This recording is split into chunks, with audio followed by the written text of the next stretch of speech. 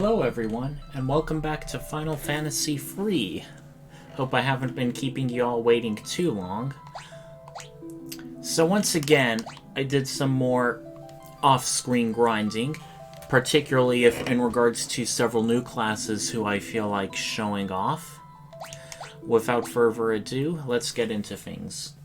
I did gain, several levels as you can see. My normal character levels are job level 30, more or less. But as for my job levels, I'm actually pretty high. So, since we've had the Black Mage and White Mage for almost the entirety of the game, I wanted to be a bit daring and see if I can get through a dungeon without them. Okay, 10 chests and 1 item. The Viking, as I've talked to you about before, is basically our big tank that'll absorb all the damage. Thief, still very MVP, very fast and hard striker. Geomancer is a bit of like a nature-based mage, but they don't really use quote-unquote magic. Bard, Hubert, is going to be buffing our party and debuffing our enemies.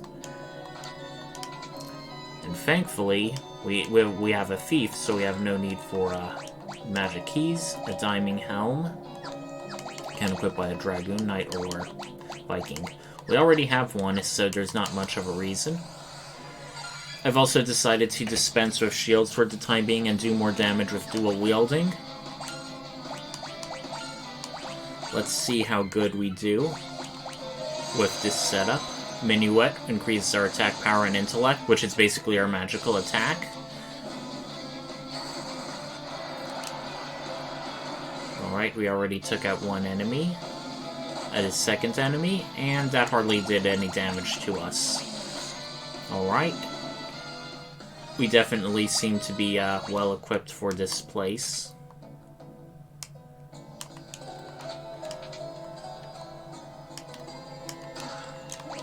Diamond bracers. Well, looks like we can give it to our Geomancer or our Bard. Okay, Vitrification shrinking and Welder from turning into a toad. Well, that's just turning into a toad.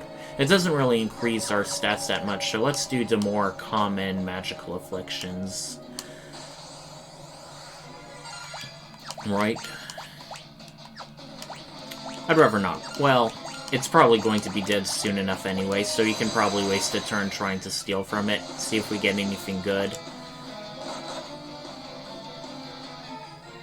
Alright, a high potion. Can't say no to that. And since it's winged, it should do a lot more damage. Not that much. But as you can see, our thief is by far knocking it out of the park damage-wise. And once again, I am going to switch to a high stamina class for better job. And technically we can go up those waterfalls, but there's no reason to, they're just dead ends. And we'll boost ourselves. Okay, I think it was the one that was missed. Right, we have something different now, Earthquake. Okay, we'll just finish off with a normal set of attacks. Ouch.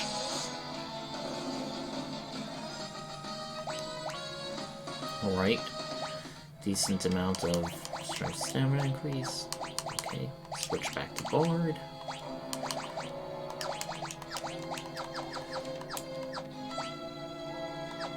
And there's nowhere else to go but further down. Defender. Now this is a pretty nice sword. It can cast Protect when used in battle. However, it can only be used by a knight, and we're currently a Viking, so when we eventually switch back to deck classes, most likely when we'll do it. And let me see which of the 4 places I want to cross first. B1D. Okay. We want to go here first for more treasure. Nothing particularly onerous so far.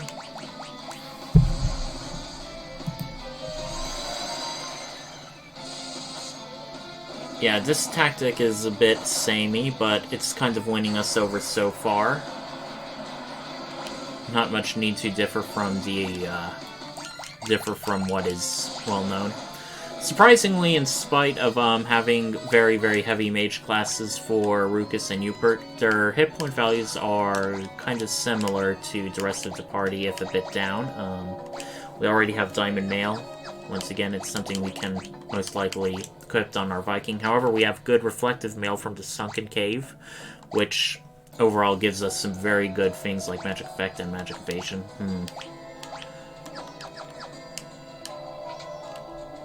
Oh, by the way, the Sunken Cave I decided to save until we get much better Dark Knights, which, by the way, I trained 3 out of 4 party members for, but we'll need, like, actual weapons in order to do any substantial damage, so we'll take care of those, splitting apart enemies when we can.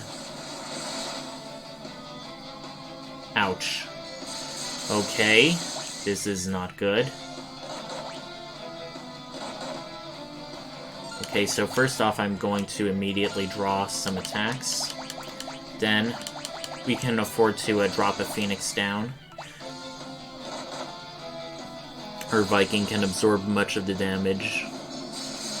Okay, now, that's one of the downsides of things like draw attacks. It just only draws the physical attacks and not the magic stuff. Same for Denight and Protect, so they're not necessarily like all-purpose defenders. Okay. Now let's heal our allies.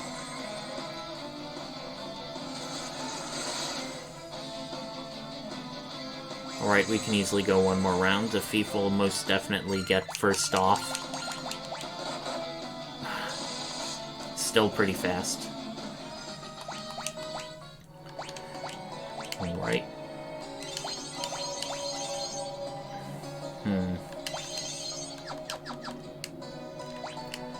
Now where exactly do we want to go now again? B2C or B2B? Okay. We want to go B2C.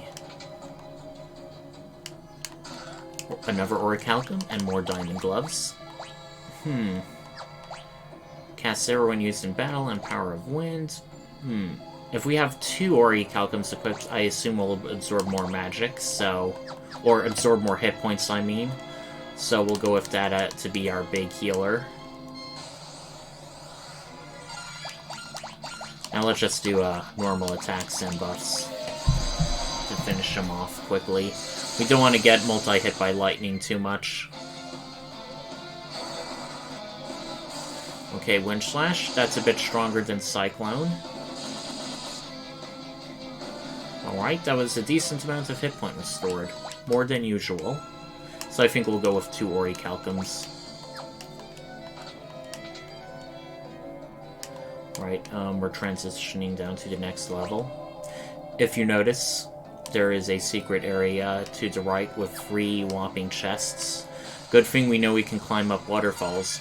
Also, this particular area is renowned for having behemoths, which are normally a late-game enemy in Final Fantasy series, but for now is, let's decrease damage. These behemoths are pretty hefty. They're pretty physically powerful. There's not really much more to do other than just keep hitting them with your strongest attacks and hope for the best. Alright, attack, terrain, and we can restore hit points, decrease damage, or randomize status summons. Let's restore hit points. Alright, that's a pretty decent pseudo-cure. And we pretty much got almost entirely all of our hit point back from our thief attacking. Yeah, this is a pretty doable party so far. We have good methods of healing ourselves. We have some good physical attackers, and the Geomancer is our magical attacker.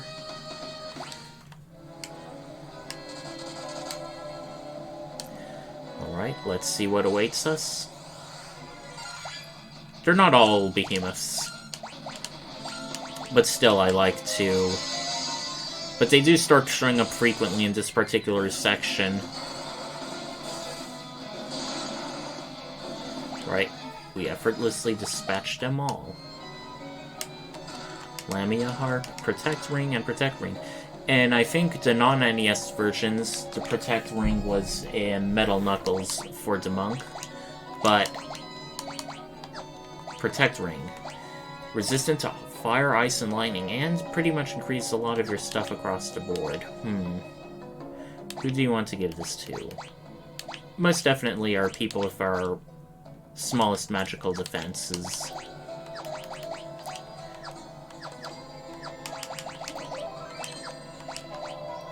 Alright, we have one more chest and one more item.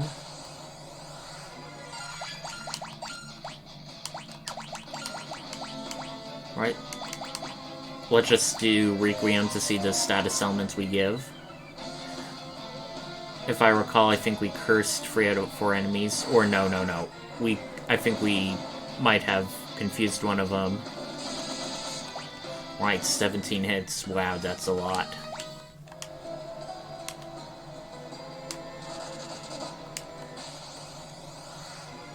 Ooh, and a dragon.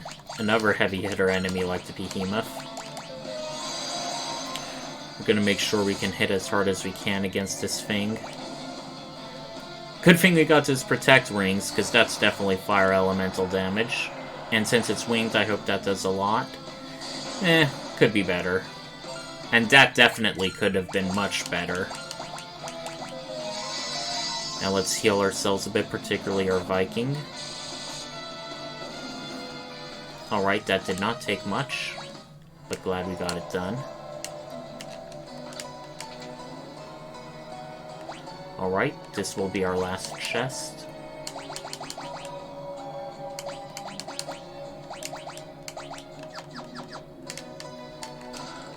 A diamond shield. Resistant to lightning.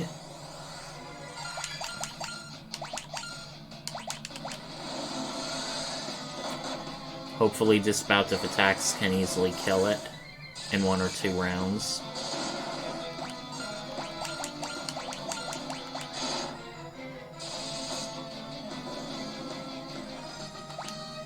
Whoops, it was Rukus, not Hubert, that leveled up. Oh well, you win some, you lose some. We haven't exactly been struggling so far, so can't really complain. Lamia Harp can confuse enemies. Loki Harp is harping for one of the gods. And now we got what we came here for, Noah's loot.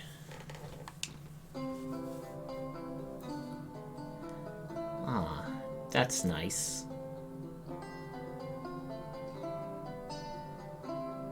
It's like the bards in that bard town of Duster were playing. But this time no lyrics to accompany, so I guess we just have to use our imagination.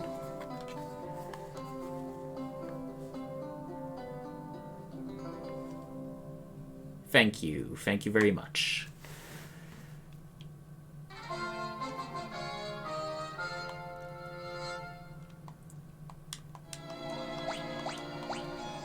Now, we don't have teleport or an auto shroom, so you have to go out of the dungeon the normal way, but it's not exactly a long dungeon, so we shouldn't really be struggling.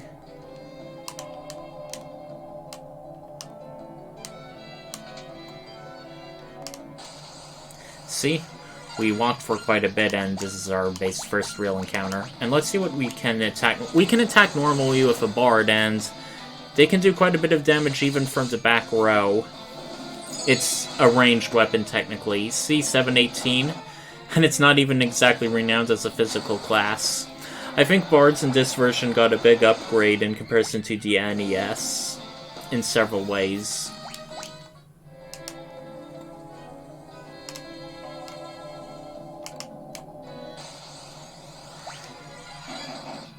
Ouch.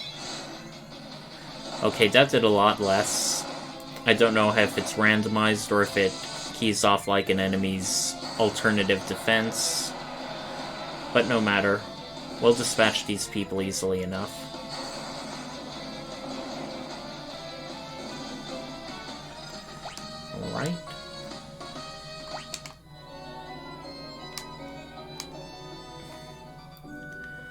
Alright. Now that we have the submarine, there's plenty of places, optional areas we can go. But let's stop at the town of Duster to restock on some supplies, and of course heal ourselves at the inn. Okay, no, there's no item shop here. Oh wait, there is, of course. They're always in every inn. Brain fart on my part, apologies.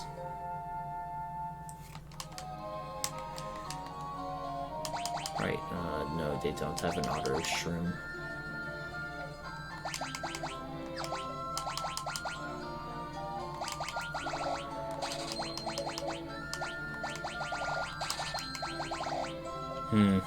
A tad expensive.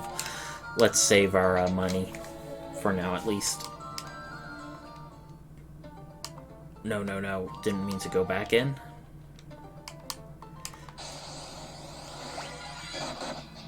Alright. Catacombs. Shouldn't be very hard at all.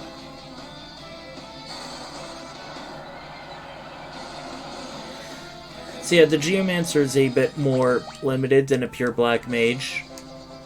I'm pretty sure it differs on terrain, but most of the attacks you've been doing have been like either wind or earth elements, and while a bit useful, isn't as all-encompassing.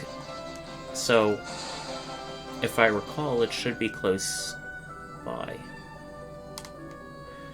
There is a if you recall from our last session, we heard about a secret entrance to the sewers beneath Castle Ceronia, which we'll be trying to get there. It has some optional content and a summon we can get. Now that we're underwater, we do a bit more water elemental stuff as a Geomancer. Huh. Okay, there it is. Thought it would have been a bit further up. Ceronia catacombs.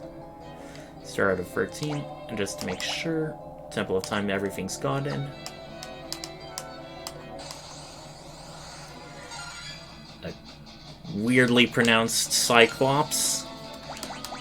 Don't exactly know what decay is for, but hey. And since they look like big, primarily physical people, let's draw their attacks to the Viking. Vikings fighting giants. Pretty much a match made in heaven if you know a bit about Norse mythology. We should finish them off with just some physical attacks, no biggie. Some guides say you should come here much later. Others, almost as soon as you get the Nautilus. So I'm gonna do it a tad earlier. Okay, I think we already have a golem staff, but I like to double check. Yep. Cast break when used in battle. Okay. Fortunately, these things should not split when we hit them.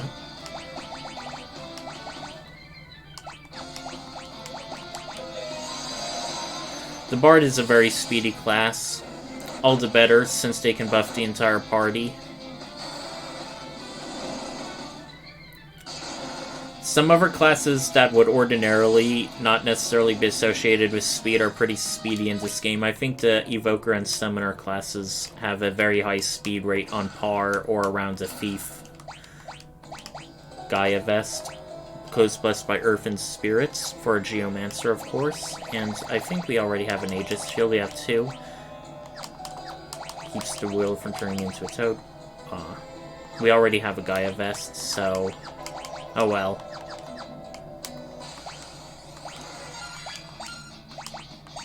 Bosch Troll and Fat Shan. Interesting name for a troll type. I don't know if it's like meant to be evoking or calling upon some sort of mythological type. Oh god. That is a bit disconcerting. Yeah, there's a bit of a delay unless you're on auto battle with the Geomancer. And since they go fastest, let's do a gold needle with our Bard.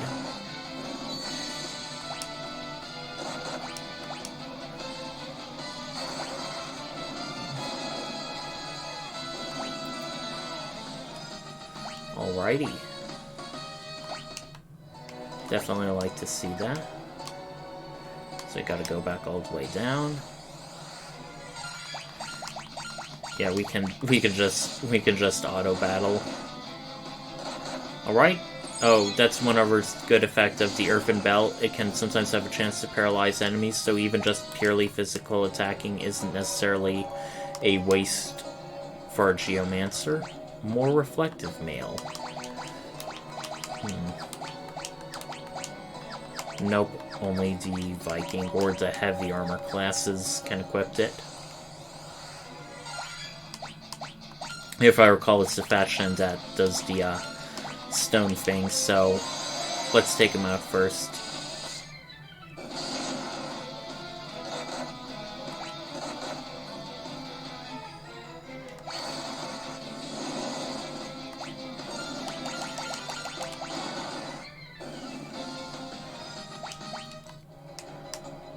Right, nearly up there.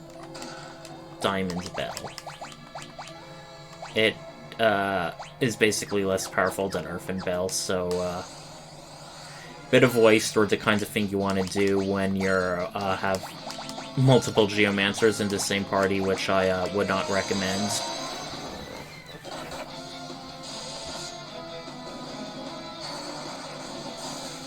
Alrighty, that's very good. Kind of odd that they still use wind elemental things even when, like, in an indoors environment. You normally associate that with, like, flying around on the airship or being on the open plains or mountains. Ooh.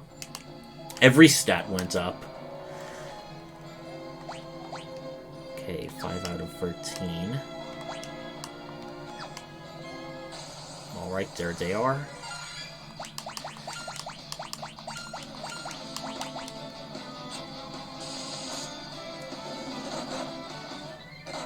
Okay, we will definitely need to do the Peon song when we can. Or not.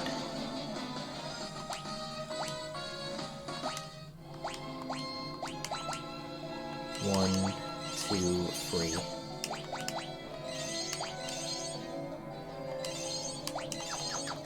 Right, now our entire party has passed the mark. Okay, now each of these chests has a monster in it, either Ouroboros or an Ion.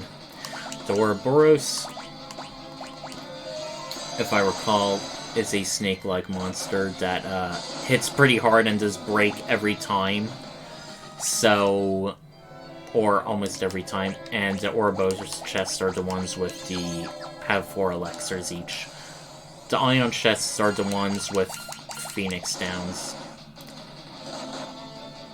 Alright. Lucky us we didn't get stoned.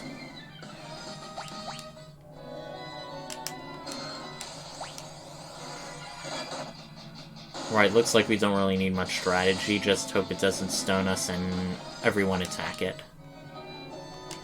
But just in case, a quick save. Alright, 1-hit kill. Like to see that. Oh, they're called Chenshos. Apparently, I think it's either in the remake or the English translation they were called otherwise.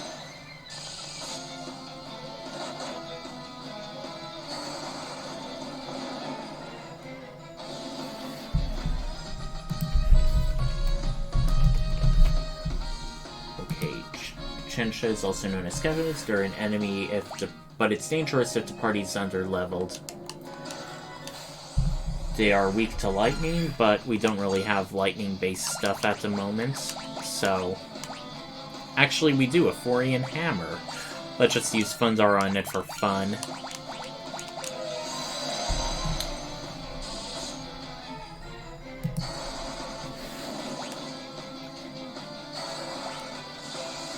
Okay, that's a decent amount, although we still sort of do more when we physical attack with our Vikings, so... It's really only something if it's, like, super weak.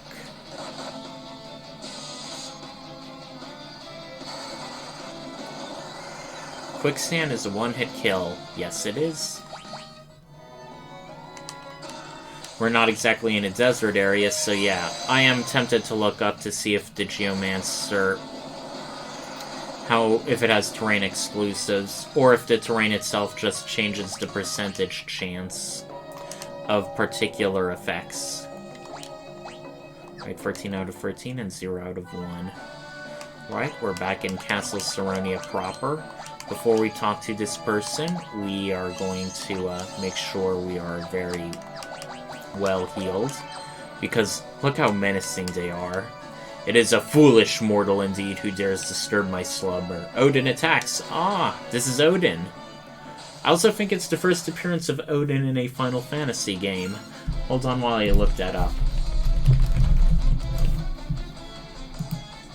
Okay, their first appearance is in Final Fantasy III. So an interesting thing is in the remakes, if your thief was a high enough job level, you could steal a lance called the Gungeoner, which appears in future Final Fantasy games. However, in this game, he only has a potion to steal, so we're not going to waste turns with our thief when they could be doing valuable physical attacks.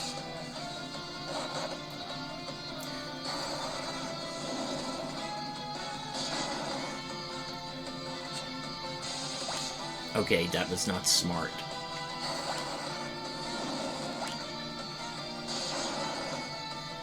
Odin is pretty physically minded. Or rather, high physical defense, so let's decrease damage now.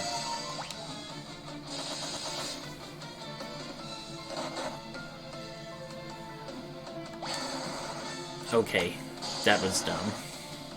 But it's still worth it to use terrain, because most of them are reliable damaging.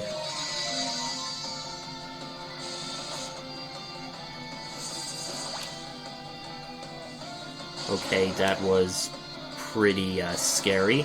So let's have the Bard just keep healing our party.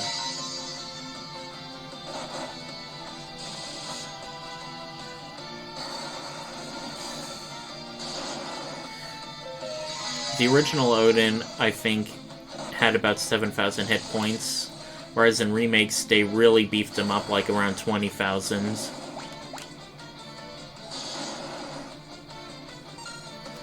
Okay. We definitely know he's gonna go last, so...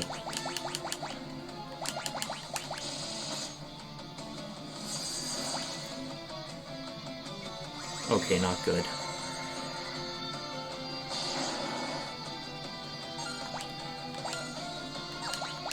You know what, I'm gonna draw attacks. Risky as it is.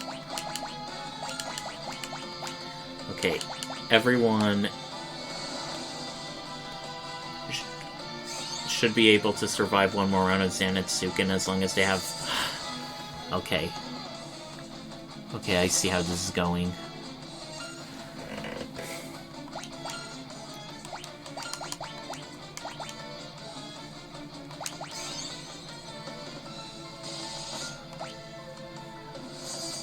Okay, it seems after a certain amount of turns he just auto-spams Zanetsuken. So it's very much a DPS race. Okay. Welp, so much for that. I think this may be a time where we definitely want to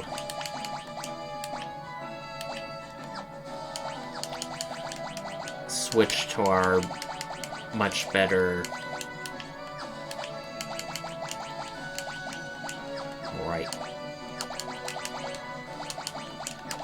I just want to see if they can do it better. Intellect +1, Spirit +1.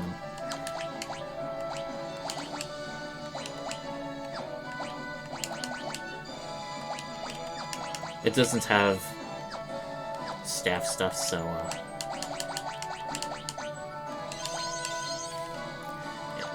having an effortless Final Fantasy is a bit awkward. Okay, let's now learn all our best magical spells. Once again, very cheery music in spite of the horrors we're about to face.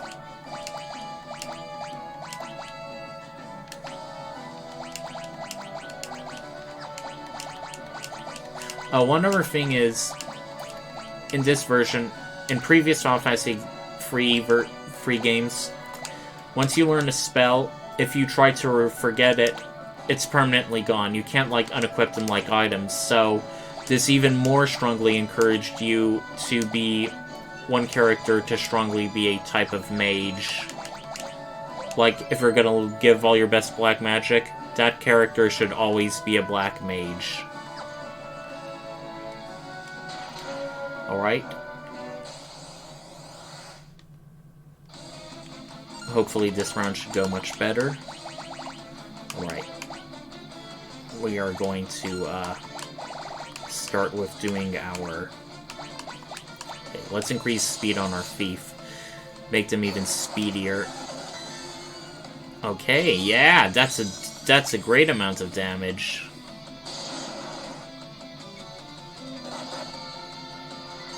And that's also a great amount of damage in its return. So...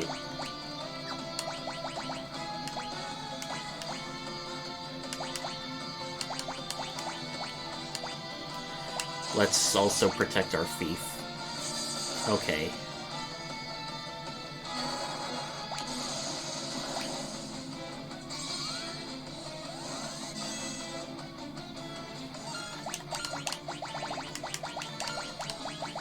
Do we have... yes, we have raise.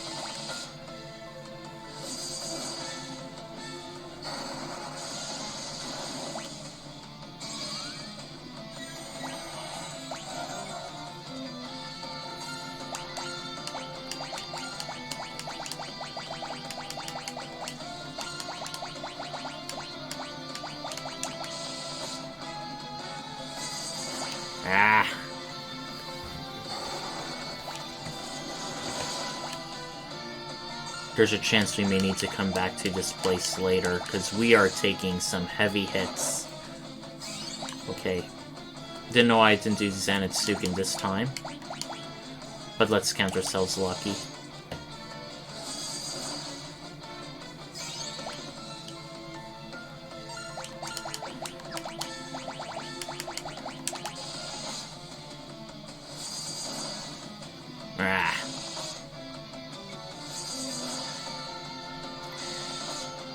Okay, we're recovering almost as much as we take.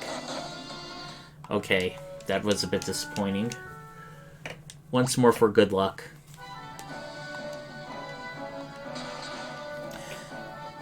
Otherwise, we may change our Viking to a knight. I don't think that'll matter much because, you know, Zanetsuken hits everyone. You know what? Let's just put the hurting on with everyone we can.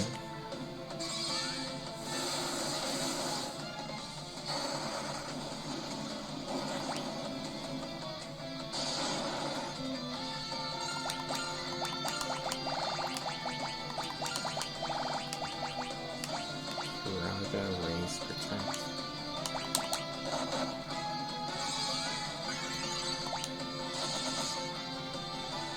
Maybe I should have cured the Black Mage instead. Not smart thinking on my part. Alright, sword do averaging about 3,000 damage every round. Okay, no. Our Black Mage is dead. Oh, no, they're not. Okay, talk about lucky.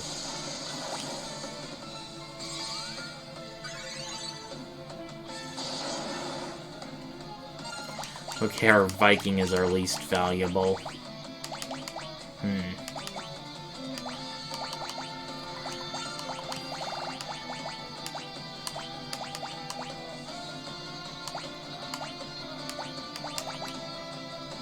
Okay. We have 2 Kiragas, but I feel like we may want to save them if... You know what? Yeah. Okay, we definitely... yeah, Kiraga on the whole party, that'll be useful. Yeah, that definitely restored our Zanetsuken damage.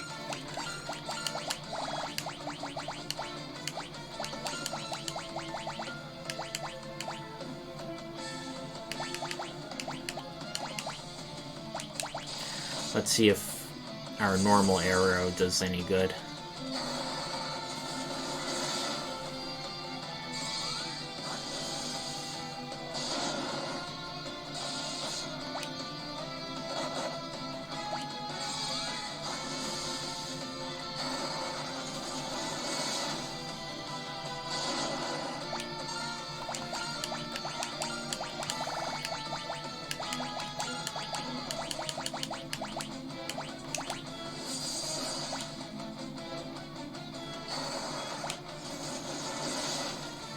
We gotta heal our thief ASAP.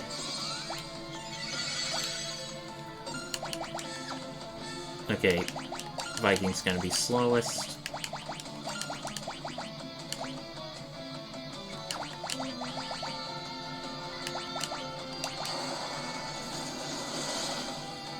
Maybe a waste of it. No, it won't.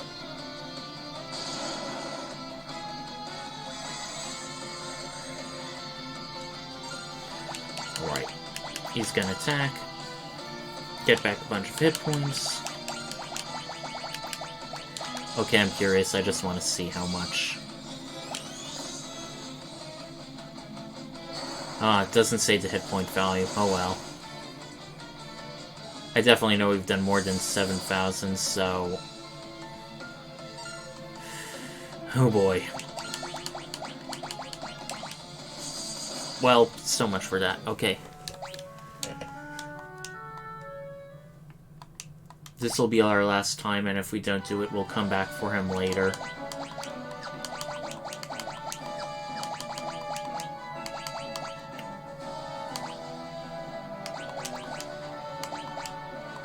Alright, Defender, Ancient Sword, Diamond Helm, Diamond Clothes.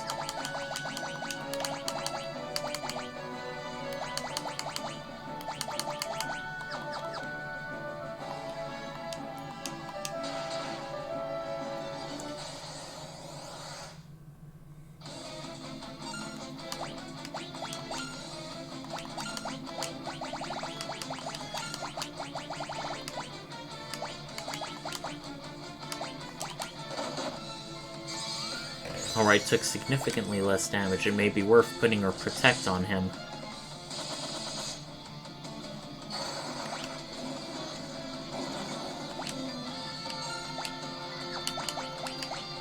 Yeah, I think I will do that.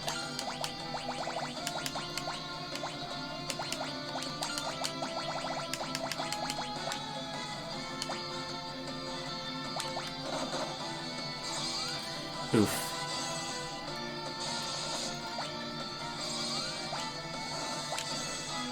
Right, protect on half our party so far, that's good.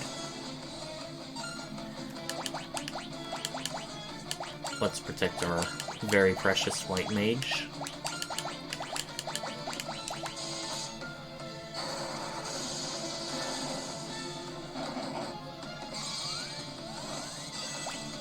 A bit too late, but better than never.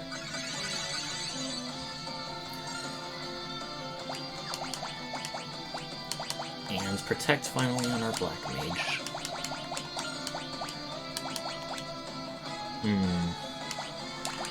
Yeah. Alright. This seems a lot more survivable with everyone on protect and with Sanetsuken.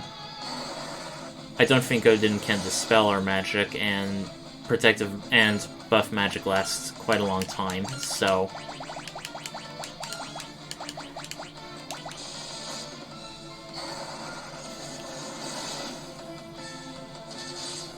Alright. Jesus. How did he do so much even with Protect and a Knight? This game at times. This game. I don't want to waste,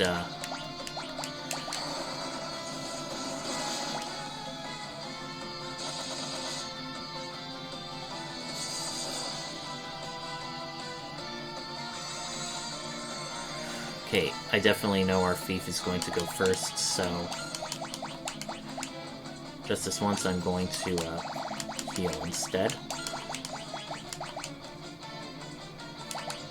Ah!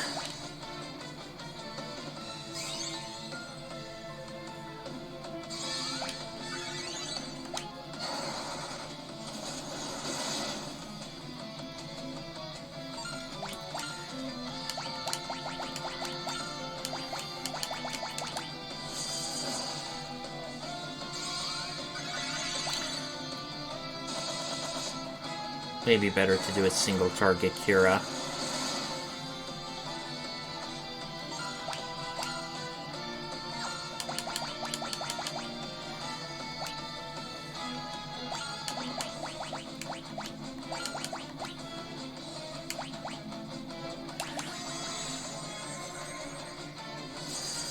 Okay. It's a waste since Odin is the second fastest here. I should do it with a slower party member to raise. Okay, I see. He's gonna do that. Then Zanaksuken again. It's very likely that our mage will die.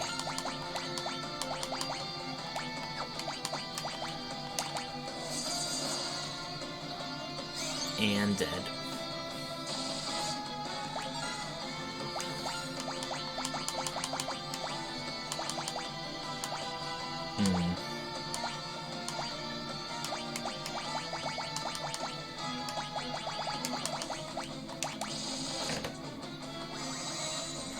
No.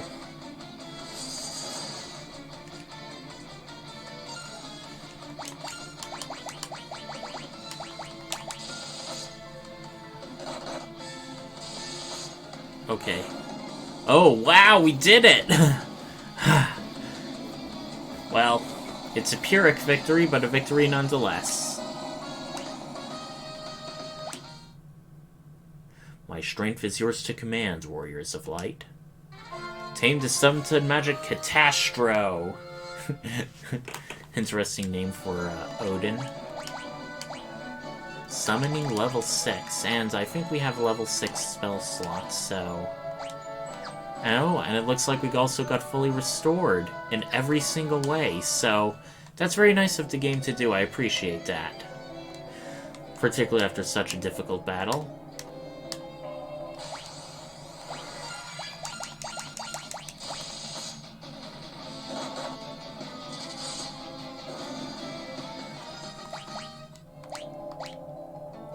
Alright, we got everything here.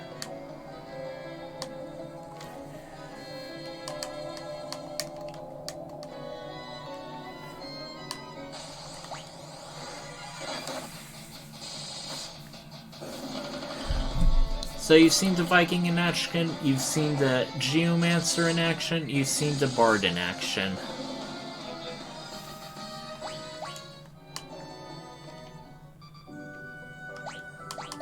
Well, the question is, we've already shown off pretty much all the Wind Crystal classes. We are already familiar with the Thief, the Scholar, Dragoon. Really only the Dark Knight and Evoker. Although the Dark Knights will get their chance to shine soon, and,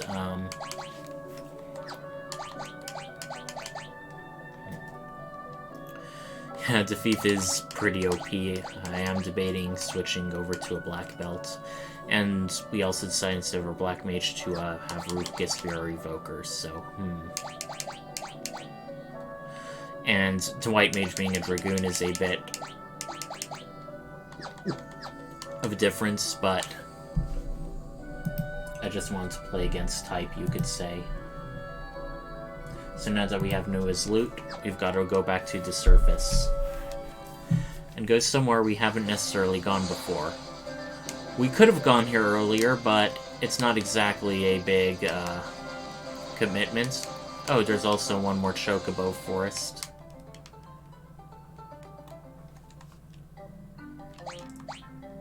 Once again, it's also a place without any,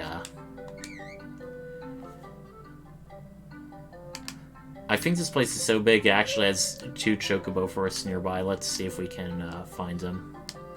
I could be wrong, though. Yeah, it's down here. Just for map completion, let's make sure to get it.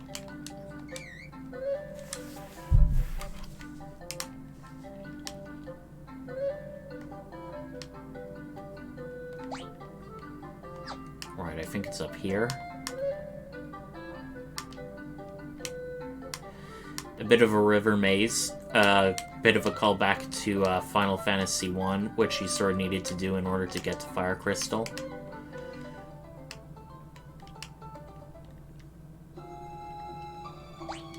No, wait, this is not the right area. We're a bit too far. It's somewhere else closer by. And you can encounter some unique enemies in these swamps and rivers. A bit marshy, if you will.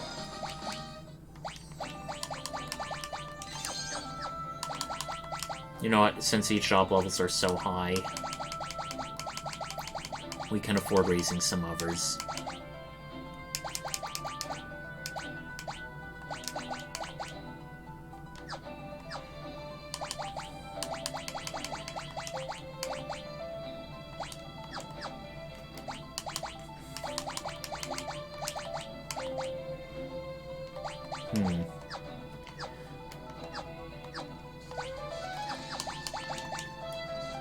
Let me just make sure I have the best stuff.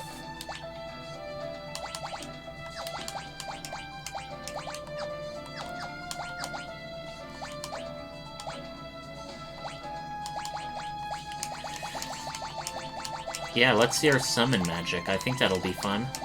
Particularly with Odin. We don't currently have the spell slots, and we don't have all that much, but yeah, summon magic has a bit of a detriment in that there's not as much variety as just pure black or pure white magic. So, it has that point against it. You can tell it's a very new concept of Final Fantasy. They're making all these different cool and unique jobs. Huh, why can't we?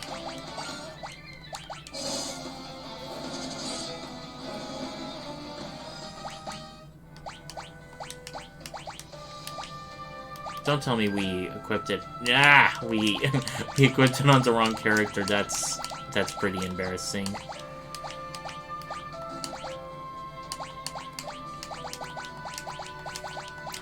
Yeah. Sometimes I wonder if I'm streaming this game or like talking or like debating like some Twitch debate bro types do.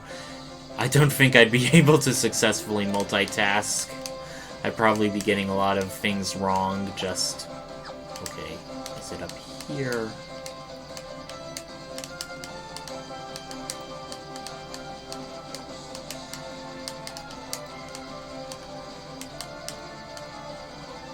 Sorry, everybody, let me just check where to go.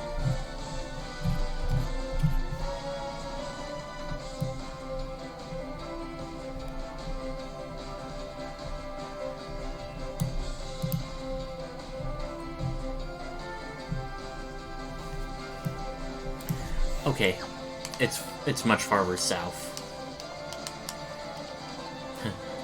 Conveniently, it's over here. Unei Shrine. Unei was one of the great mages given powers by Noah.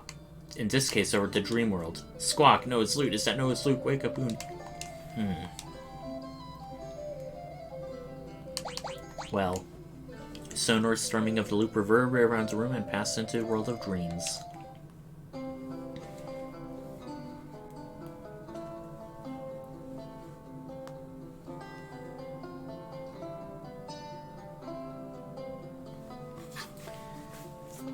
And now we get a rather nice long song.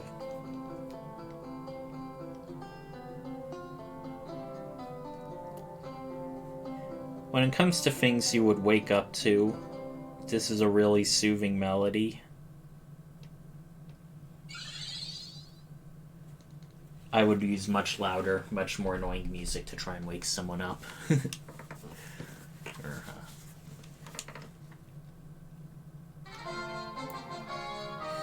She has an interesting looking hat. Almost looks like there's a little sprout growing out of it. Aww. Oh, and we even have unique music. If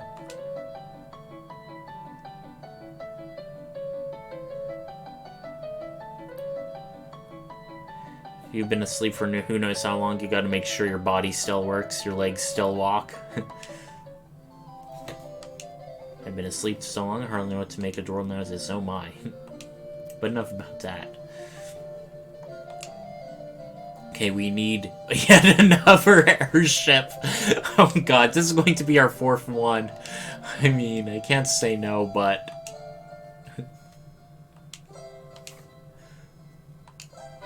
Hooray! Temporary party member, go. Now, Unei, much like Doga, is primarily spellcaster.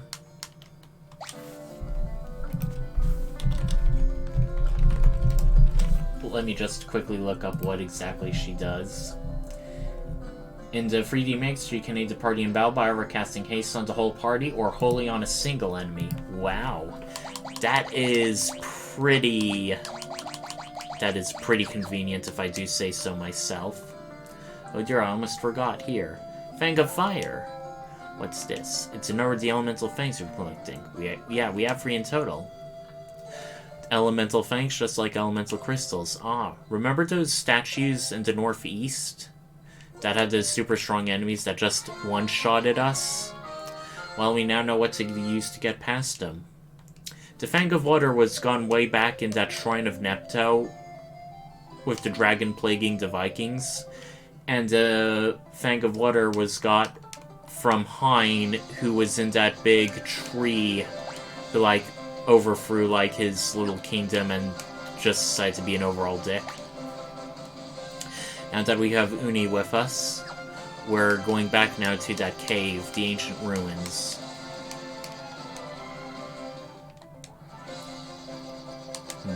Actually, no, there's a place we can rest in the place proper. Now, this place is rather peculiar. Not only do you see enemies, a lot of these enemies will split once you kill them. So this is one of the areas where, technically speaking, you need the Dark Knight. But since the Dark Knight can only equip katanas, which we don't have, that's a bit of a hindrance. Oh yeah, several clasters, such as the Ranger, Scholar, and Dark Knight, could learn low-level white and black magic spells, which helped make them feel a bit...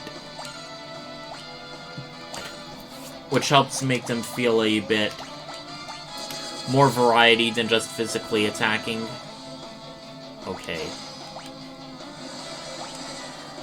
Shiva should paralyze them. Because if they're paralyzed, or if they take enough damage at once, they can't really do their thing.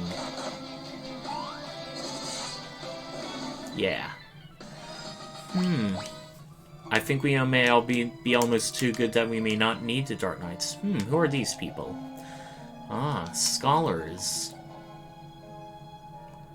A wall made of adamantine? That's a bit problematic. It must also be pretty kick-ass to be in this place with these kinds of monsters. They don't look like knights or thuggish bandits or whatever, just normal scholars. I mean, the most they can do is just throw the book at the monsters, literally. Okay, ancients who created a giant skipped into the Invincible. Nothing much else. Right, Una. Time to show your stuff.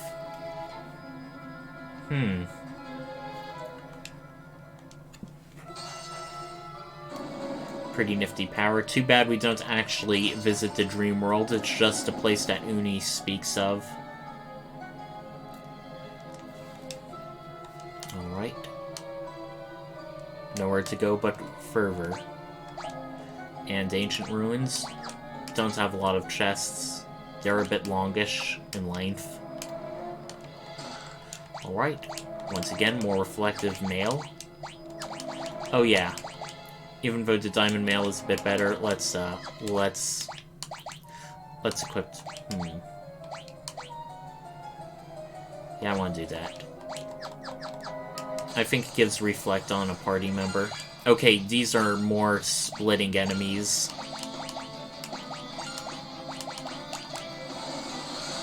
Let's make sure we hit him so hard we one-shot him. Or paralyze one or the other. Kind of a waste. That's another thing. Much like the Gaia terrain, the summons are like... they hit a random creature. So it's almost like you can't really single target them, which once again puts black... which also why is black magic and white magic is so dang useful. You have more fine-tuned control of the class's abilities. I do feel like that is a pretty big oversight, but on the other hand, Final Fantasy III was still a overall very new series, and this was already the first time they did a job system, so they only had room to improve from going on. Ah. they're looking for an airship like us, well, I hope they don't mind that we're going to be taking it. After all, they're scholars. They're here for the research value. Ooh. Unscrupulous merchants. Well, we still have to take advantage. Ooh, and they even have a scholar as the innkeeper, rather than a more generic townsperson. I like that.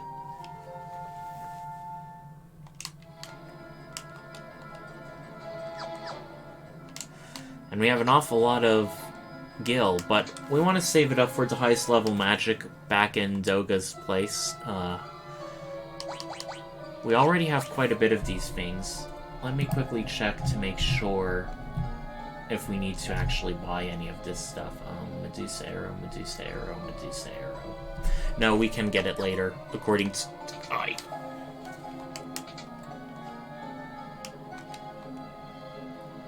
Right, black robe and white robe.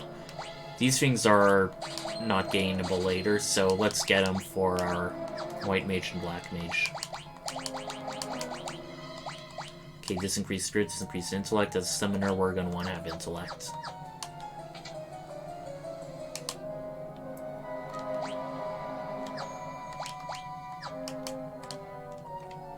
Nowhere to go but further down. And hold on while I consult the thing again.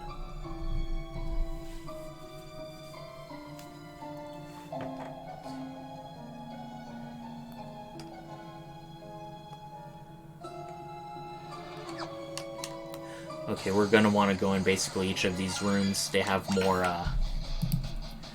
stuff. Okay, zombie dragon. I don't know if there's like anything more to it, but okay, the blood lance will hurt when we get hit.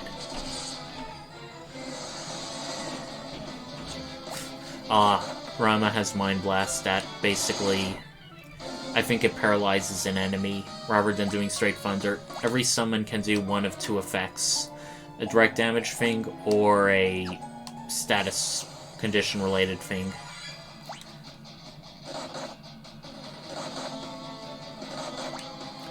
So back in the original, since the whatchamacallit, the Dark Knight could equip normal swords, you are pretty much required to have a party of Dark Knights in order to deal with these eaters and splitters. Because the Dark Knight's unique ability is any creature they attack cannot divide. Which I suppose was a bit innovative, but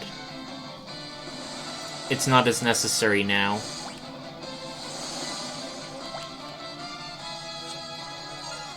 Alright, I don't know exactly what that did.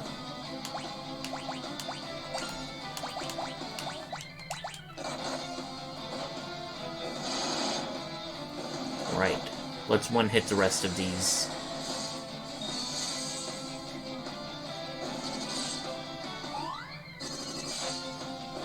Alright, I definitely feel like we can go back to the sunken cave and get the last remaining chests. Chakra band. Okay, looks like we can get a chakra band, but it was so much later than when we could initially purchase it. I still feel like it's a worthy investment. I'm using strategywiki.org as a guide in case anyone's wondering. I'm also using the Steam Community walkthrough and achievements guide.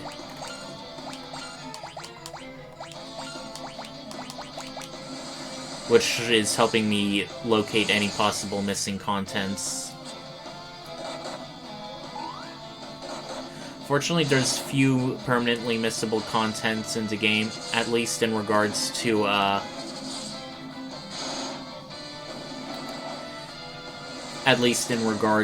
treasure. There is quite a bit of missable locations, like, for example, Chocobo Forest, the Living Woods.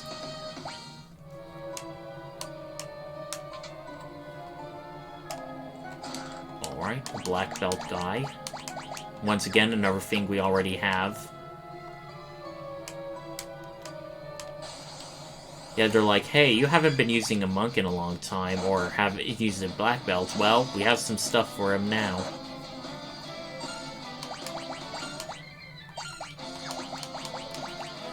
Once again, we're gonna do what we do best. Right? Alright, everyone's mesmerized. Don't kind of forget what that does exactly, but A.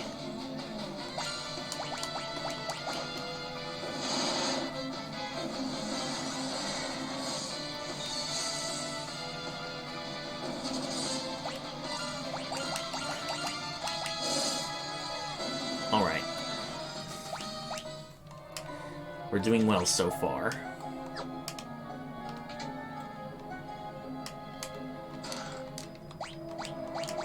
Rune Bell. Well, maybe if we go back toward Geomancer, but right now, we don't have a strong need to. As much as I'd love to, re-equip my Bloodlance, we aren't exactly hitting zombie dragons too frequently, so... Also, damn. Almost getting to thief levels of attack with this black belt. Okay, Fairy Claws, let's see what those do. Cast Confuse when used in battle.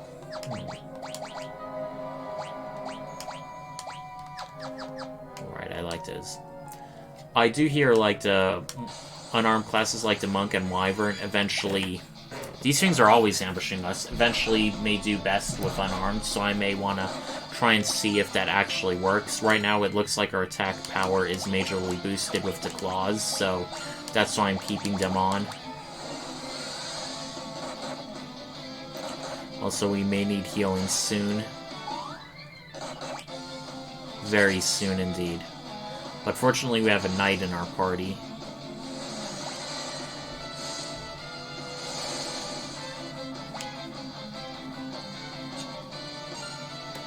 Alright.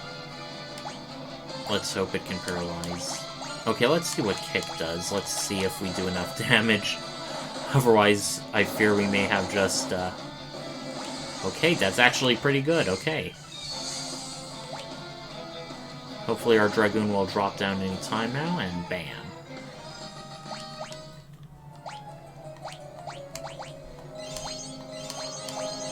Oh, I think that was a bit of a waste. Okay, Okay, sorry. I think we're... Yeah, we got everything we need here. Okay, I'm feeling really confident now. I think we're gonna run out of Shiva soon. So I think we may want to have our summoner defend, or just use alternate magic. You know what? Maybe a good time to show off the other spells. Let's summon Rama again.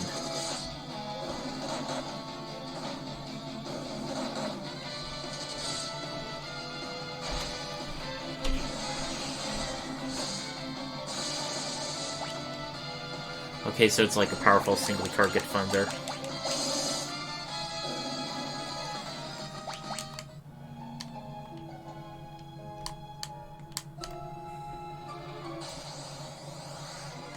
Long bridge coming through. Easy peasy. Alright. It shouldn't be much longer. We don't really have much. We already got all the chests, so... Okay, our knight's looking a bit low. Okay. That was not a smart move. Okay. Not a smart move to do when they're in groups this big.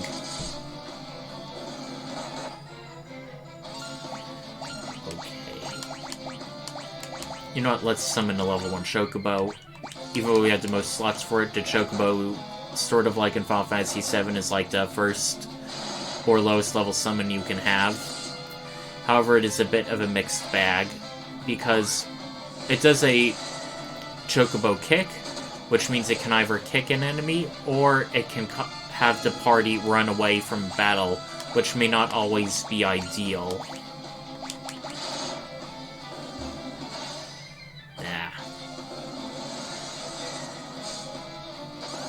See? You just saw it right now. Oh well. We'll have plenty of opportunities to make up for any lost experience from that. Okay, I don't think we've seen these enemies before. I think they too can multiply. I definitely know the lizard guy can.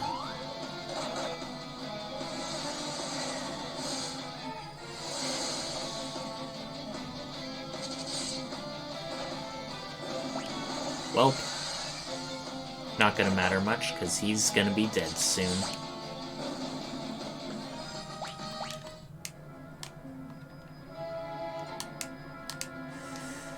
Dang dungeon. So dang long.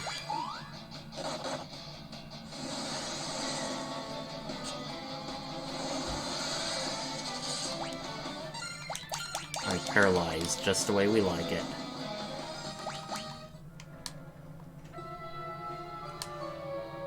Ooh. Surrounded utterly by water. And now here we are, the Invincible. It's practically its own community. It even has slot machine item stations. Very nice indeed. Well, let's consult a guide and see what we can buy.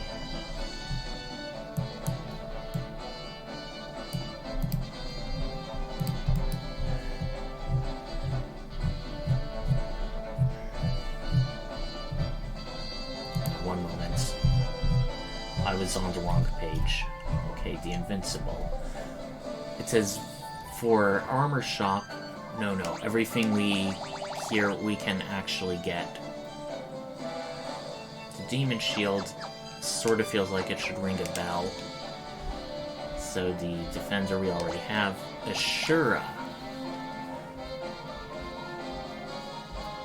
That'll definitely be for our Dark Knight.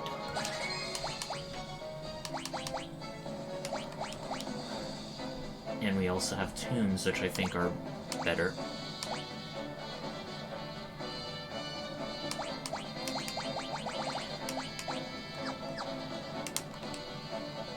Okay, we have our most powerful stuff. We have Kiraja, which restores mass amount, all status elements, magic reflecting barrier, earth damage, break, and absorbs life. Always feels something like drain would be useful, but also quick is good. Bit of a tough choice. Okay, now let's just sell something on the cheap.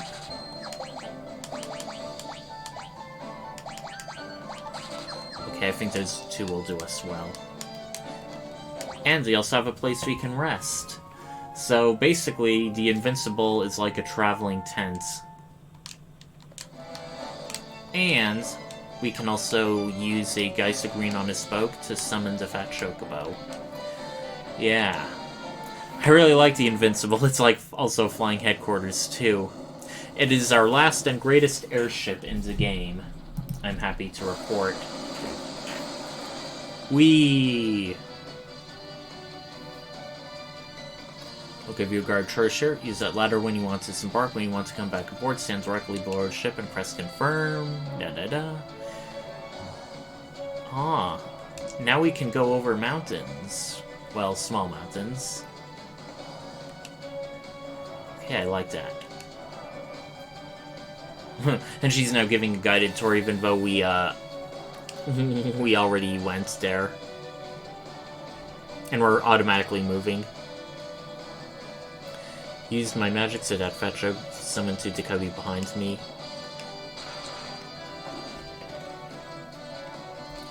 Ta-da. And once again, it's a single bed. You're leaving already?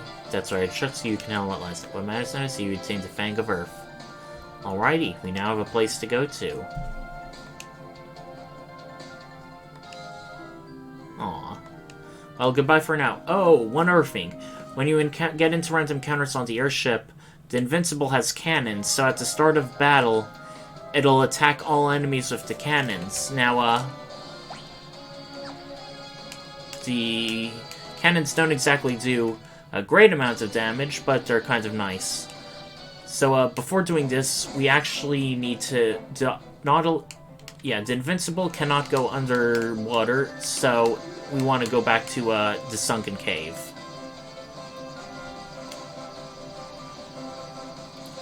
I'm trying to remember where it was. Sorry. I do not mean to, cause you to wait a bit.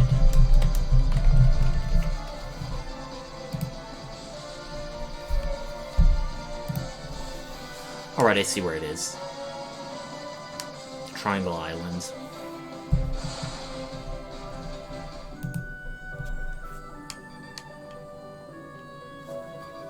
Right, hopefully with our much more souped-up party, we get through Ceronia much quicker. Now that we have a katana, let's see. I actually just trained everyone as a good Dark Knight just for this thing, so... We have a Shura, Ice Shield. We're all looking pretty good.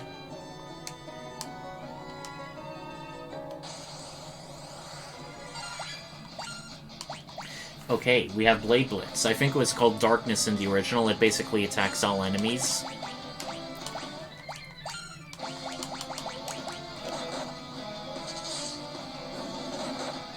Okay, these enemies are a lot more manageable now at our power.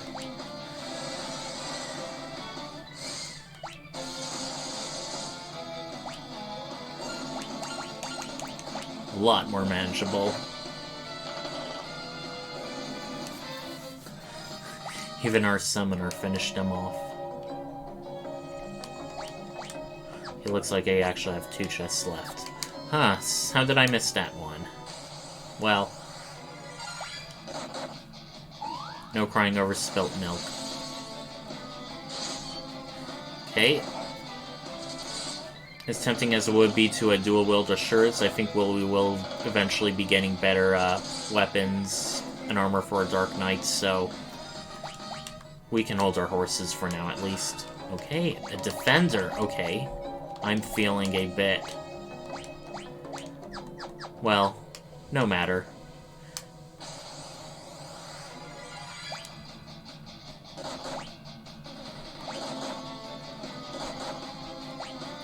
A back attack. Where we get those?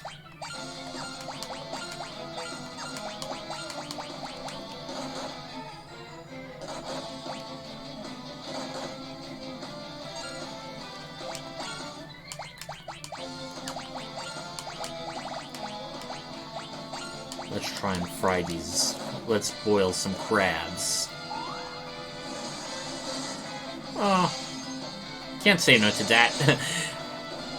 For Ifrit to be healing, that's kind of funny. Not necessarily someone you think of when you associate with healing.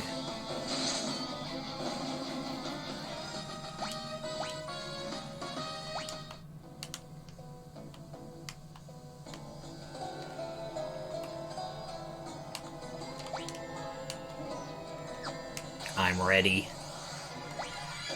Ready as I'll ever be.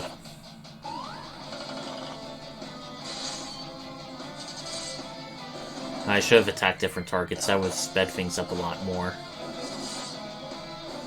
Ooh. Now that was a decent number.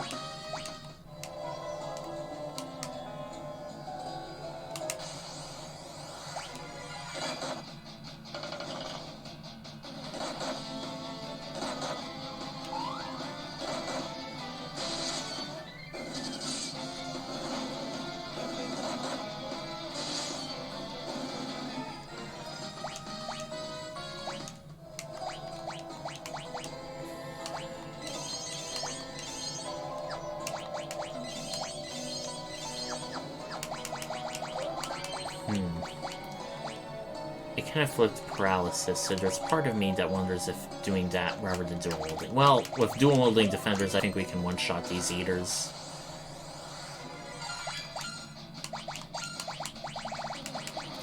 Now let's summon Odin.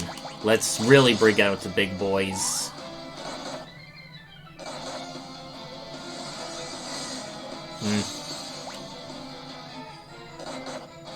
Reflect on the whole party, I mean, better than nothing, I guess.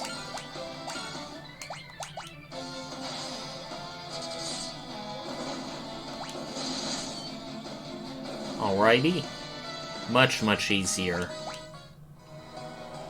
Okay, Trident Hammer. That is for the Viking and does the power of wind.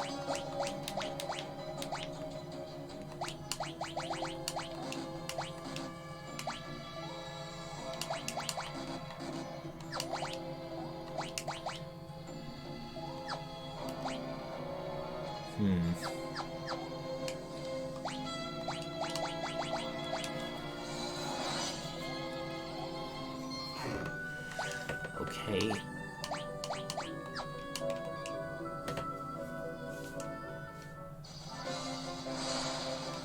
Now let's go back to our latest hot new airship.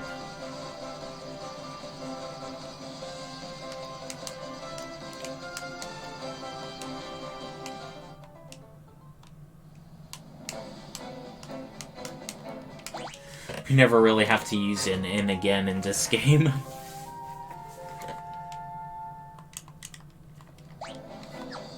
We are starting to get close to saving up enough gil for another high-level magic. I wonder what should be the next one.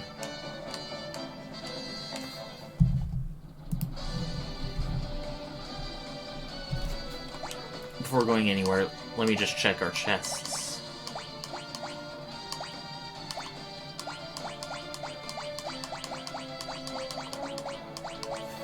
Right?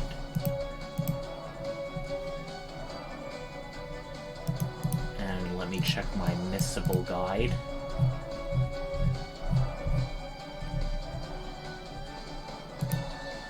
It's gonna be a while before we actually get to any missable stuff, so we're good on there. So let's go to a town of Fagelbard, or Fagabard, I have no idea how to pronounce that.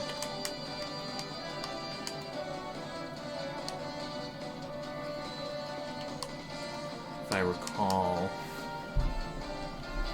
rises up out of the sea just south of Duster. Alright. This airship is a bit slower than the Nautilus, but on the other hand, it's like, we're not exactly struggling. From the southwest corner of Ceronia.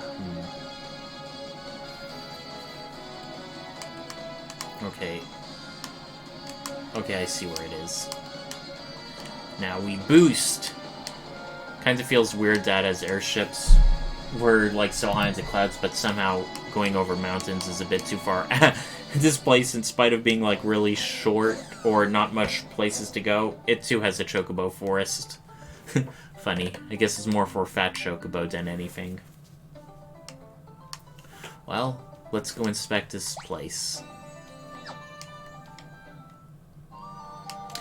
And it's another class-themed town where everyone here is dark knights.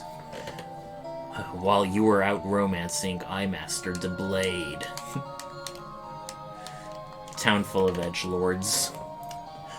Overcome fear within their own soul.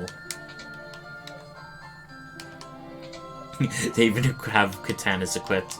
They're such weebs. Okay. This has literally nothing that we don't already have. A bit underwhelming at this point in the game. Okay, there's 5 items scattered around here. Long before our time, there was a class of warrior trained to use any weapon, including blades holy and accursed. They called themselves ninja. Haha! Swords by multiply of time will best take a dark blade. Only those proficient have a chance to surround the cave's shadows. How pessimistic these people are. Okay. So, I'm trying to remember. I think it's... Yes, it's here. Who is this person, I wonder? I seek to win his refuge to Kiku Ichimonji. Will you do to come out victorious? Optional boss battle. With a ninja! Uh-oh. Since it's a class we don't have yet, I'm pretty sure it's going to be a super powerful battle, so before we do anything, let's, instead of Odin, let's summon Titan. Okay, that's an awful lot of damage to our knight, and they got poisoned.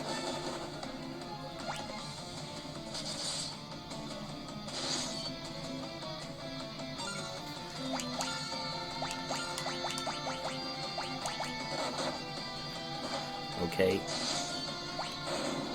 Okay, that was a bit quick. I guess like a ninja class can hit hard, but can't really take as hard. Well fought. Alright. And it's a katana with chrysanthemums are the scabbard. Dark Knight only. Really increases our attack power.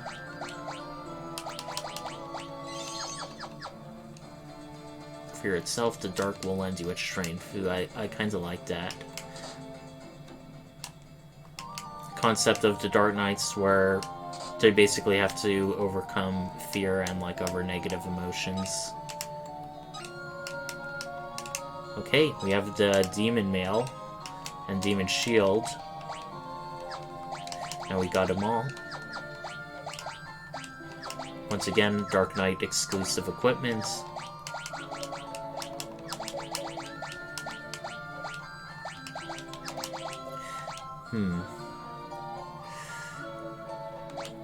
Let's equip. Since we're gonna go in a cave where we pretty much need a Dark Knight, let's keep him that way. And yes, I know it's a bit of an inconvenience, but we're already flooded to the gills with gil. Get it? We can afford to be a bit spendthrifty with our money.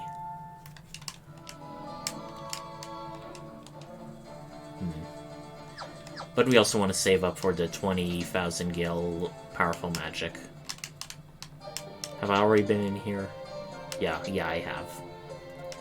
There's only the cave itself, and fear itself. Okay, here's the cave. More hammers.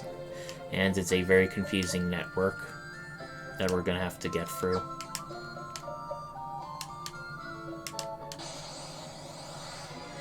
Death Claws. Ooh, I remember these guys. They were one of the treasures in the sunken cave.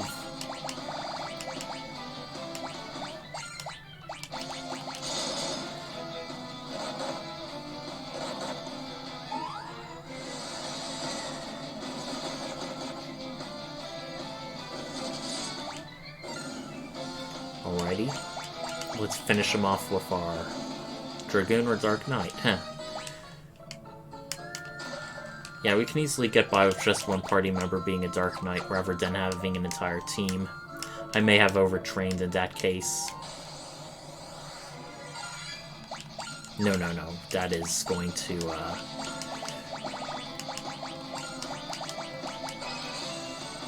I don't exactly know why Titan is referred to as Hyper, Odin as Castrato.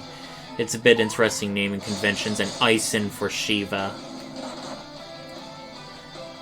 Wondering what's the decision behind those naming conventions. They divide as long as if you don't do a one-hit kill, which was the big inconvenience when fighting Eaters. Okay, Kotetsu and Ashura. Known for its easy handling. Yeah, they're like, okay, if you have an entire party of Dark Knights, here's more good stuff.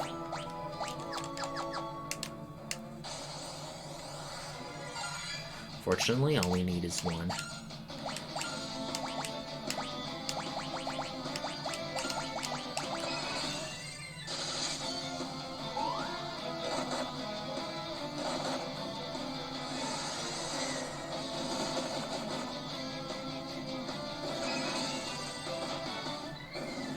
Man, doing mad damage with all these characters.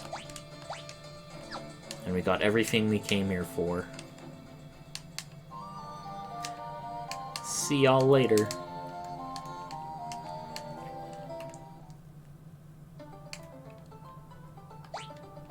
And yes, we have just enough for another super magic.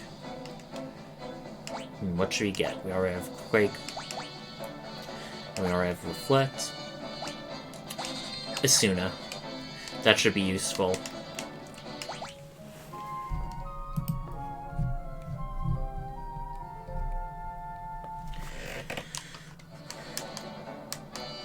Now, there are some more summons we can get, but that will require going all the way back to our homeland in the floating continents. So, let's go there.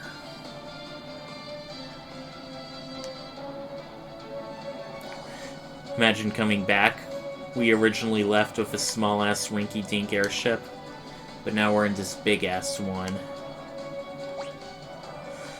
Now, you may need to guess, where exactly can we go in this really super mountainous place? Well, if we boost ourselves up and we disembark, we'll see what looks like that mysterious creature swimming down there.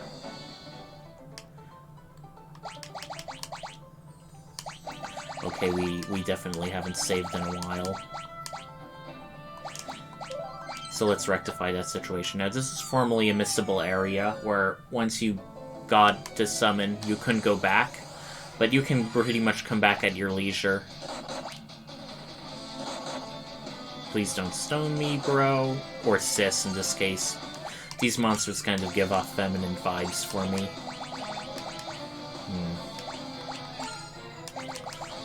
We have plenty of spell slots, so... Okay. They went down pretty easily. Okay. And we also have an awful lot of chests in this dungeon. A real treasure trove.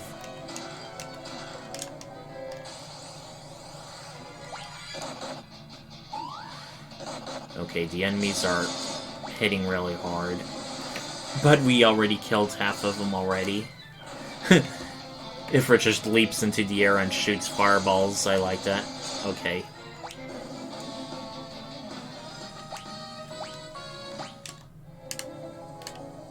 Four more chests.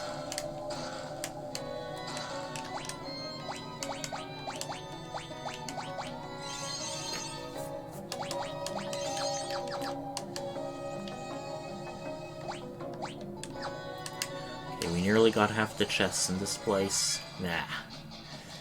Back to back attacks.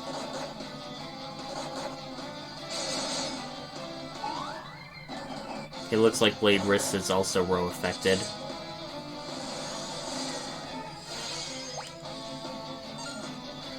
Okay, we may actually want to go change our rows.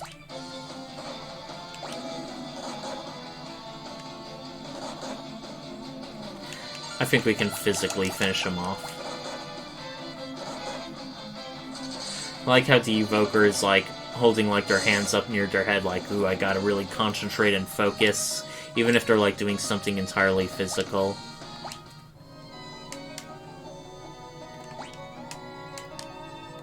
Hey, they really are treating treasure like candy here.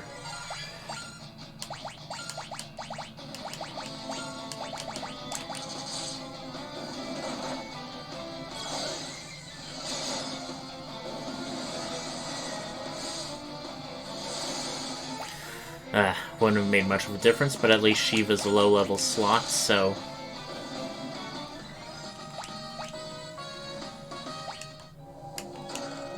White Musk. Ugh, wonder what that does.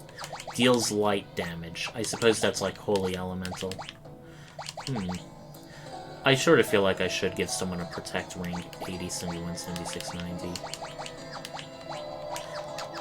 Okay, yeah, Dragoon. Okay, 6 more.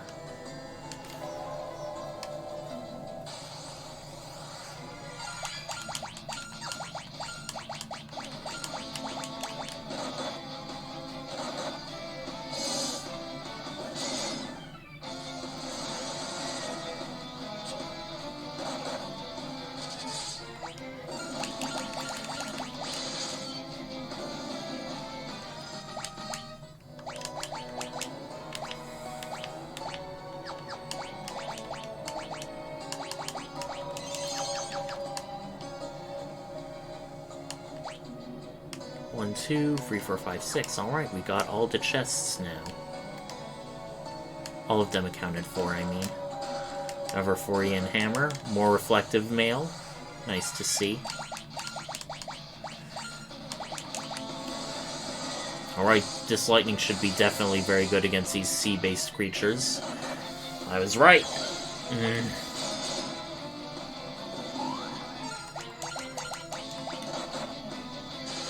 Like, these crabs, they hit so hard. But they go down so well, too. Black Musk. Oh, instant KO. I thought it would have been, like, some sort of, like, dark or unholy damage.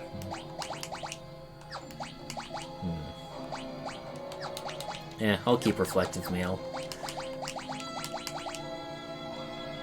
It's so far been pretty good for the occasional magic we fight.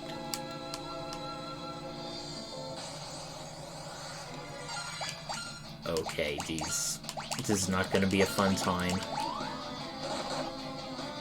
So I'll just have my Dragoon vacate the premises. Kind of funny to sometimes think it like that, like, oh, this ain't it, man. This ain't it, Chief. They just jump into the air. And I also see we now have another viewer. Welcome, whoever you are. I hope you're enjoying ourselves. We got our 4th airship in the game, and beyond that, we're also doing some side quests to gain more summon magic. Right? I bet you can't guess which summon this is. I mean, it's a big sea serpent, a bunch of water-based enemies. I mean, I don't even need to give you free guesses. We all know who it is. It's Leviathan. Yeah, the Leviathan summon. This battle's making me nervous. Half our party at low hit points. At least they're easy, but they do have a reasonable challenge in that if you're careless, these enemies could easily trounce you.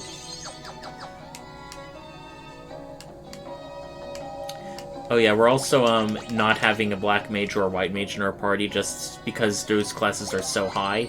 We're going still on our old standby, but we're also now using the Dark Knight, which helped us take care of those splitting enemies. Our Evoker is basically like our baby summoner, and Dragoon is basically Dragoon. Which is surprising good. I am Leviathan, known but the chosen of light may borrow my power. Will you test your merit? I like how it phrases as borrow my power rather than give. Leviathan's definitely knowing that whatever relationship we're going to have with him is going to be conditional. Okay. Just right off the bat, let's summon Odin. Ooh, and it hits really physically hard.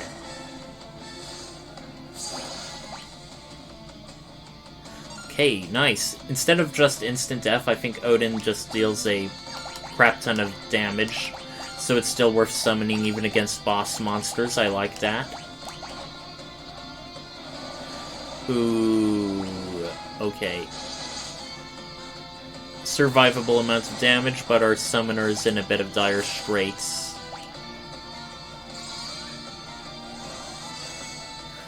Okay.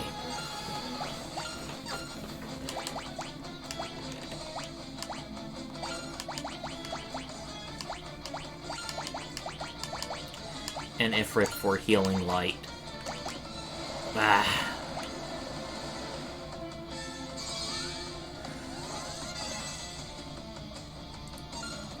That is not good. Yeah, we're gonna die. Okay, we're gonna try and get some things that may be water resistant, which I hope we have in our party, or just elemental resistant in general.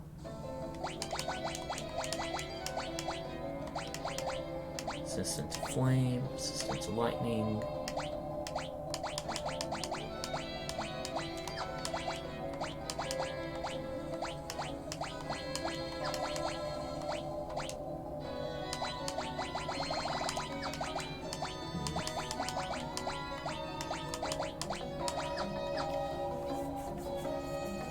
Let me think of what to do here.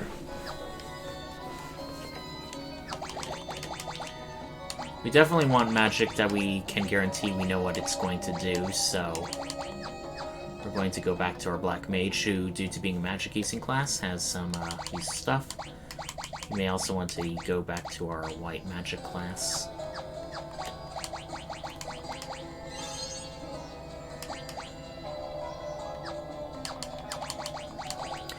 And since the Dark Knight isn't exactly optimal, let's do a double Orichalcum.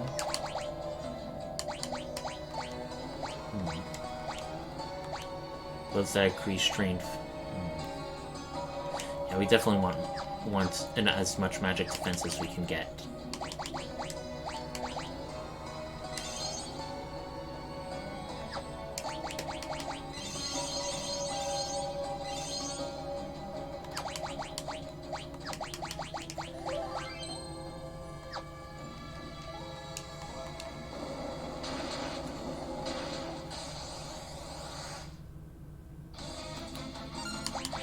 Okay, now let's... Just starting right off, let's have our healer... Oh god, I forgot. Okay. I'm not gonna force you to watch through all that, so let me just restart. Give me seconds. I keep forgetting to manually re-equip my spells. Sorry, it just throws me off, this game at times. Knight, Thief, Black Mage, White Mage. It's a classical RPG party setup, not just for Final Fantasy.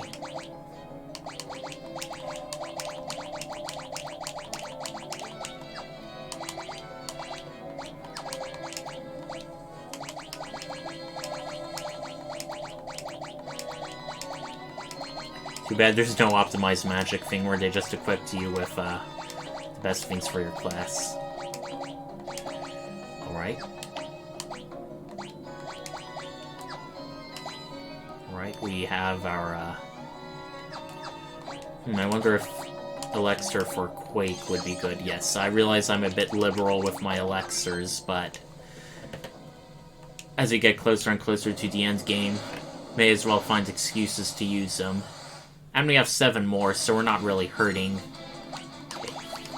Right off the bat. Okay, and we can use...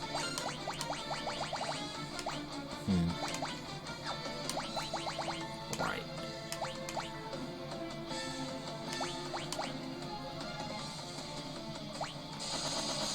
Alright, let's protect half our party. Okay, that did not do a lot. I should probably switch more to Thunder Magic. Just hazarding a guess that would be most effective against Leviathan.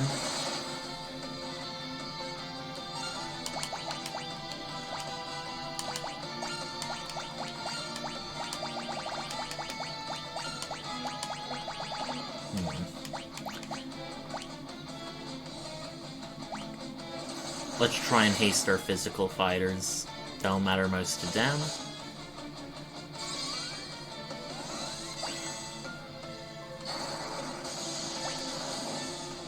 Okay, now that's damage I like to see. 1776. America. I don't really think we need Protect all that much for our Knight. They're a tough class.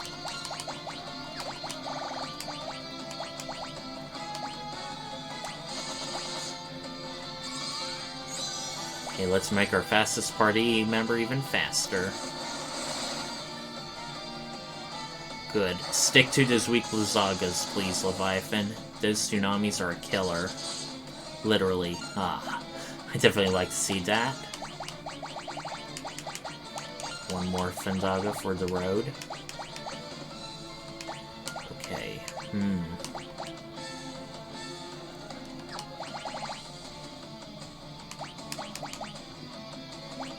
You know what, just because. Okay, that was worrisome.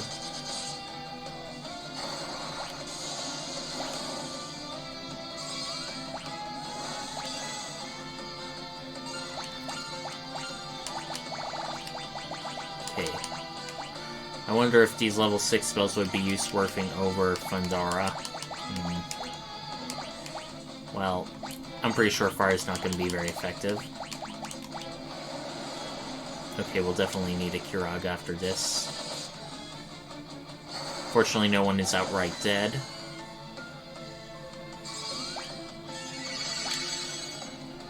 Okay, definitely worth it. Gonna follow it up with a Kira.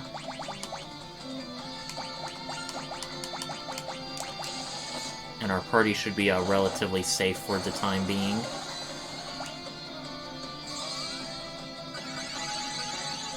Man, this is a really effective setup. We're doing 4-digit damage practically every round. Okay.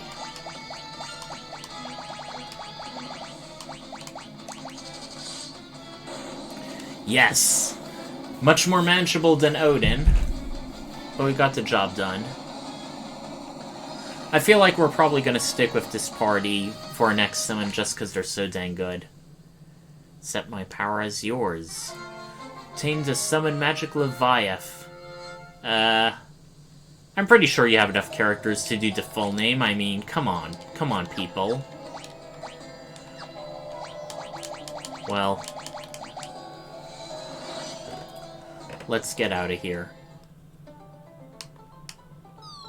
And, yeah, even though there's Leviathans no longer swimming, you can re-enter the area.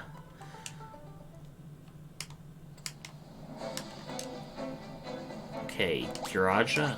Kiraga's been doing us well so far. So let's get more stuff for our Black Mage. Yeah, that's the thing. I mean, even though we did initially buy a bunch of summon magic, and we have a bit more, summon magic is quest-based, so it doesn't have as much of a feel or sense of progression as the Black Magic or White Magic. And White Magic and Black Magic you're always constantly getting as the more you go into games, so they're definitely the two classes you could easily stick with most throughout the whole game.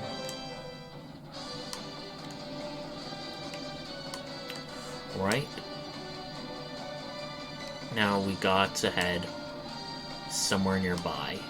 I'm most curious to see if Sid has anything new to say about the Invincible, but, you know.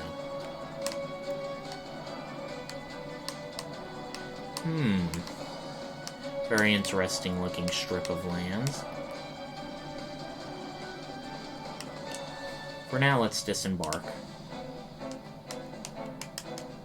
Nah. I forgot the letters right there.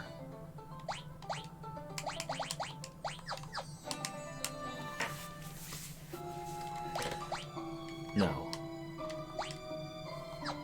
Sorry, I was just thinking to myself about something unrelated, which is why I said no. Alright. These enemies, quite a bit of them are flying related, much like that mountain we did way back near the beginning of the game.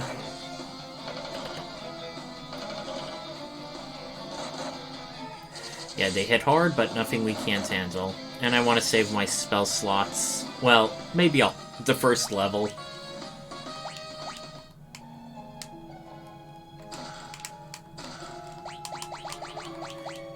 Air knife.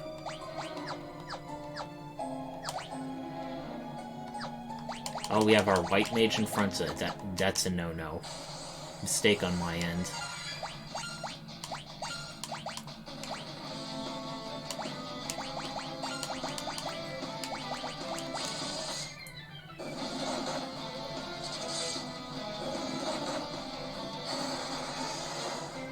Okay, single target should be a lot more effective. I'm a bit curious why Arrow is a White Magic spell in this game, and also the only offensive Wind Elemental for, like, the Black and White Magic using classes. Maybe it's to not just encourage all the damaging magic go to the Black Mage, but then again it's like you also have Summoners, so I don't exactly know the logic behind it. Gonna guess as Serpents they're gonna be weak to Blizzara. Oh, ouch. Please, no more. Okay, not a lot of damage. May as well just finish him off with physical attacks.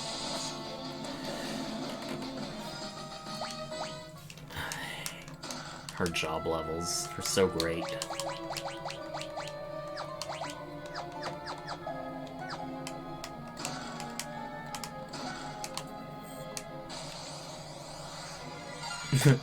Liger. I'm getting some Napoleon Dynamite throwbacks right now.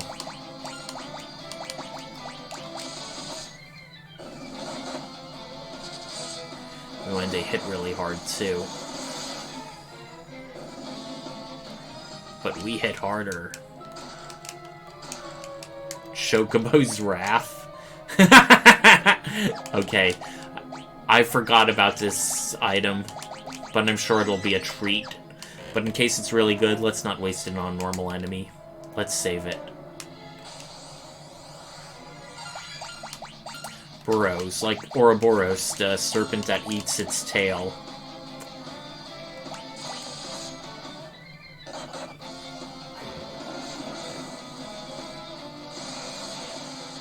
Ouch.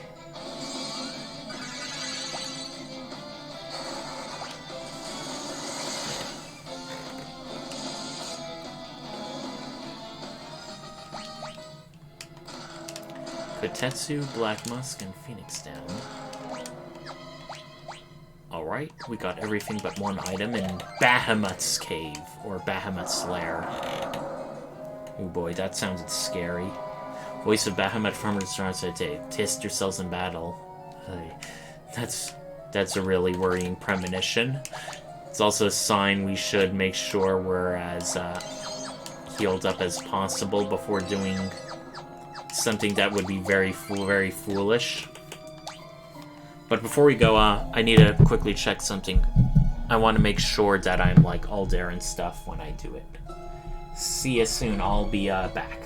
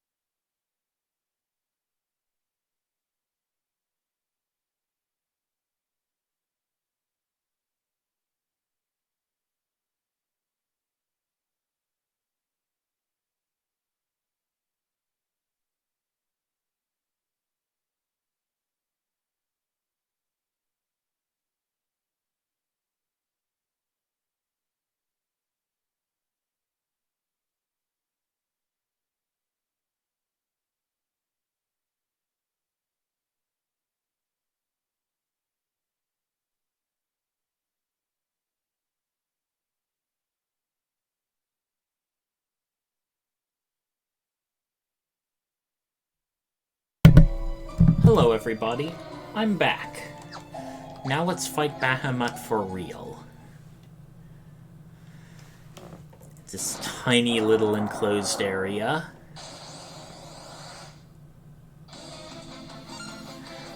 Pretty far away from his original nest. And since it's Bahamut we're dealing with, I'm pretty sure that Quake isn't going to do anything, so let's hit it with our hardest stuff.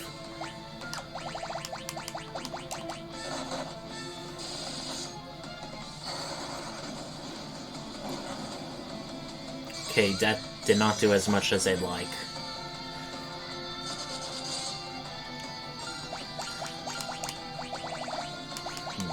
Let's try Bio instead.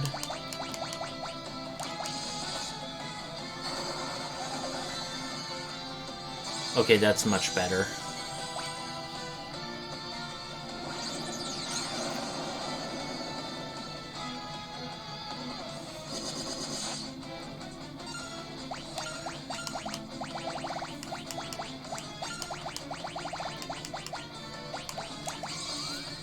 Now, Mega Flare is not reflectable, so we're not going to bother with that.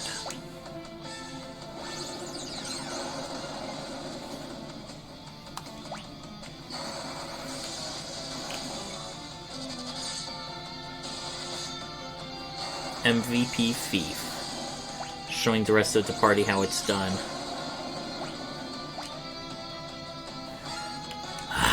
Okay, this is worrying.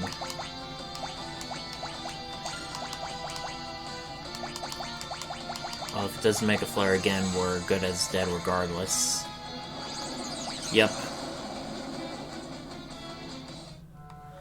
Right, let's try that again. That's one thing I like about these Final Fantasy games. The enemies are, the bosses especially, are reasonably challenging. There's a few cases like Garuda where it pretty much mandates a certain party setup, but otherwise...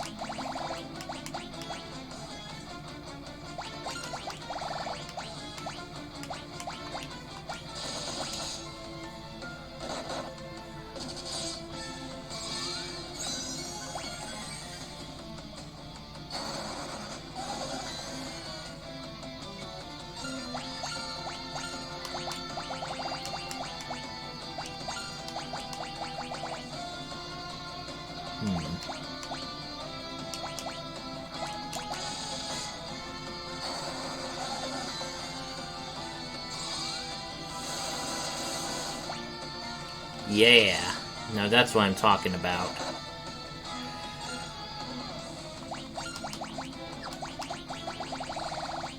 Chocobo's Wrath. Okay, we'll try and create Raven Sion with Black Mage. And heal everyone, because I can predict a flare coming up. Yep.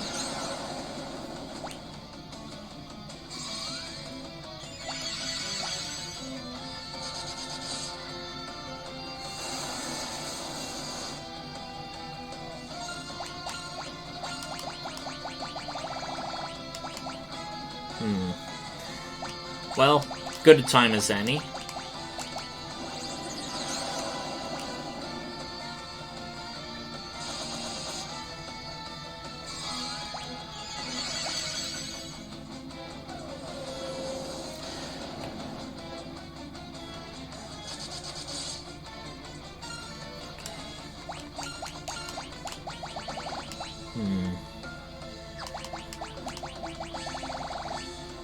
Light damage.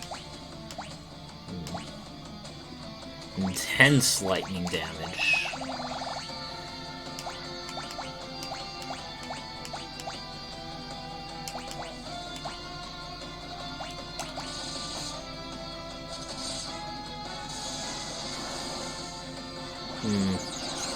That was a mistake.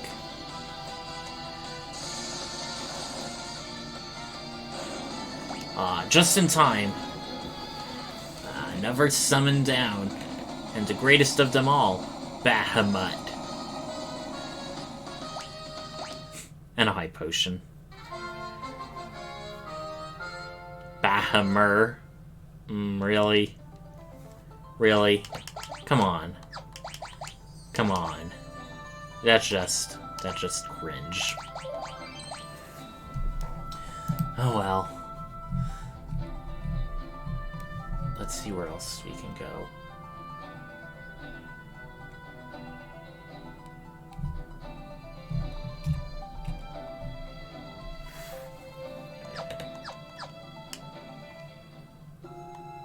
Well, let's head for the place.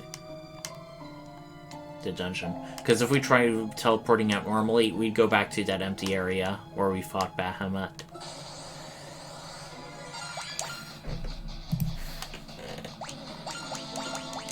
Let's see if we can just coast by and physical test. Oh god, we forgot to heal our party. Ah.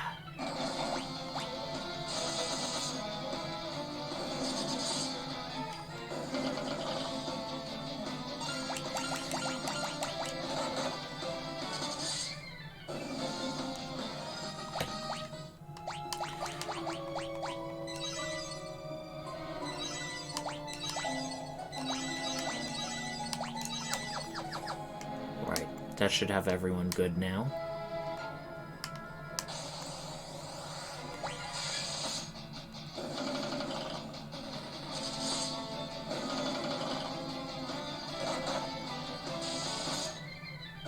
Yeah, our thief doesn't need any healing with these badass weapons.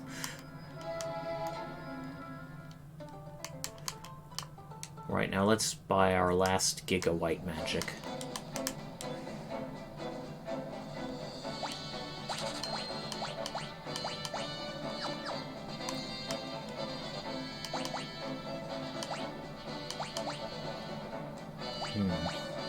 I think those are better than our normal bucks, but we don't really need a scholar, so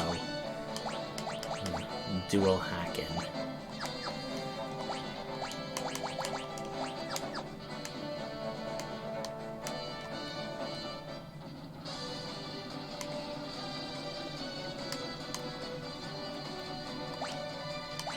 Just to check if we have everything on the floating continent that we need. We should. I want to be Furrow, because I want to get 100% achievements.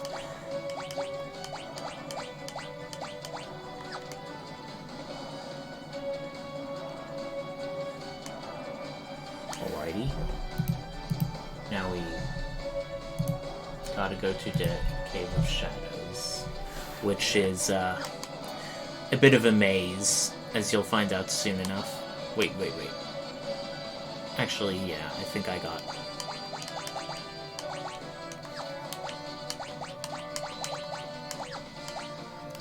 Alright, we have pretty much everything except some super powerful level 8 magic. Forgot exactly where he finds that again, but Okay, you may get attacked by enemies in this area, but they should be weak. So, in order to get through this maze... We want to go east twice, south 3 times. The artillery's providing cover. Well, I don't exactly know who's on our ship who's firing for us, so it's probably magically automated cannons. Yeah, these enemies are dropping like flies. 1, 2... I think that was 3 times. Well...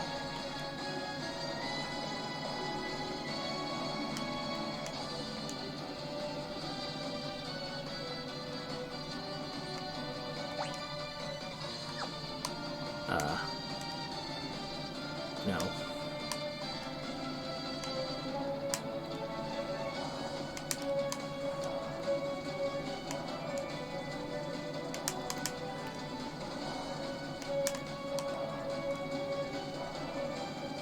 Whoops.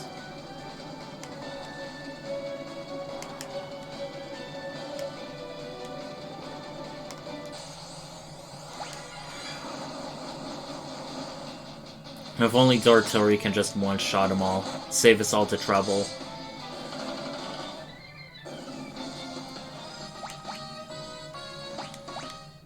Alrighty, go Glitz.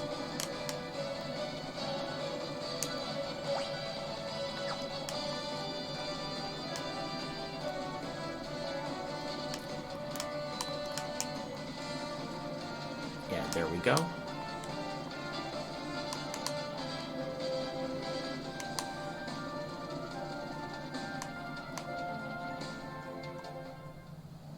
And we are there.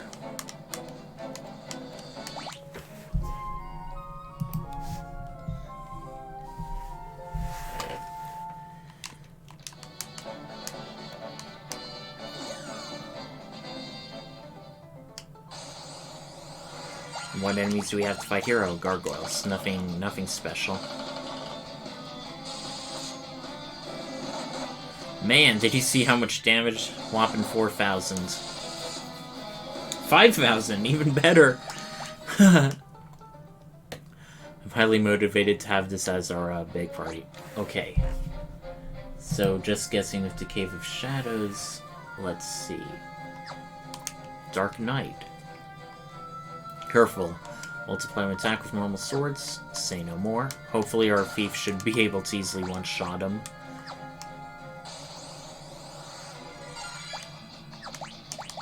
So, let's just guard.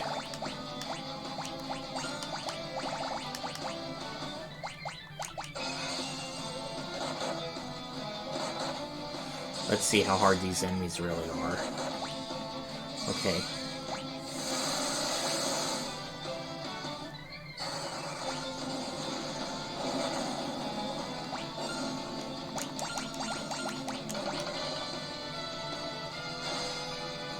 Whoops, bad idea.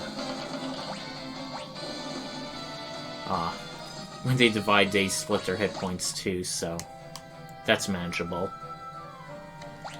A lot of hidden passages.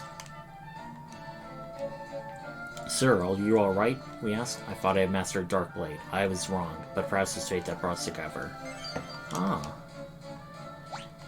Yeah, they're really loading us up with Dark Knight stuff in this game. A bit late, honestly.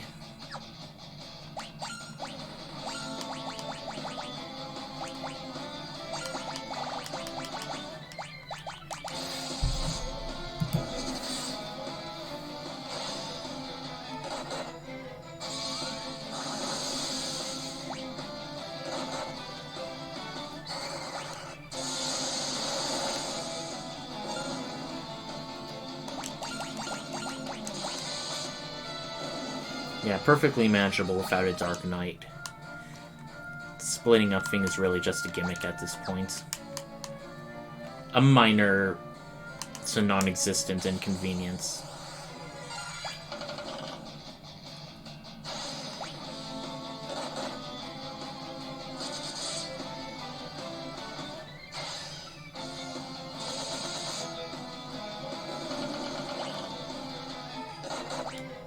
Okay, looks like the Hellish Horse doesn't divide, so...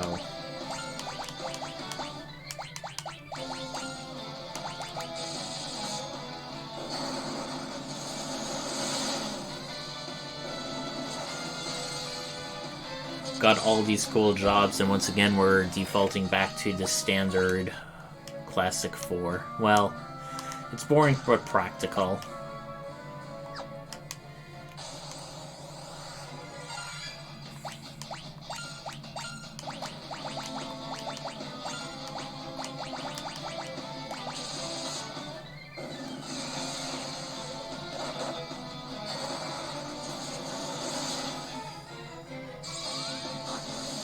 Hellish Horse has multiple legs. I wonder if it's like a version of the Nordic Sleipnir, which is like a horse with a lot of legs from Norse mythology. I think one of the gods owns it, but I forget which one.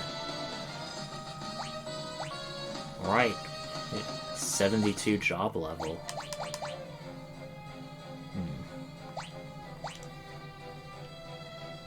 47, 72, 62, 65. Yeah, our party's really shaping up.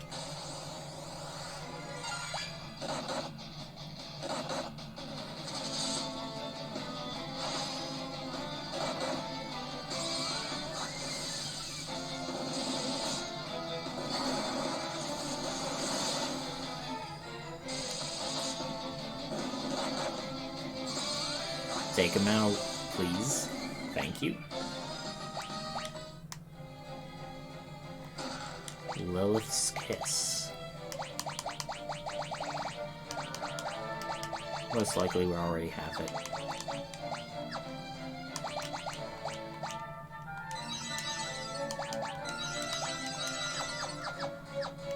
Alright, everyone's back to full.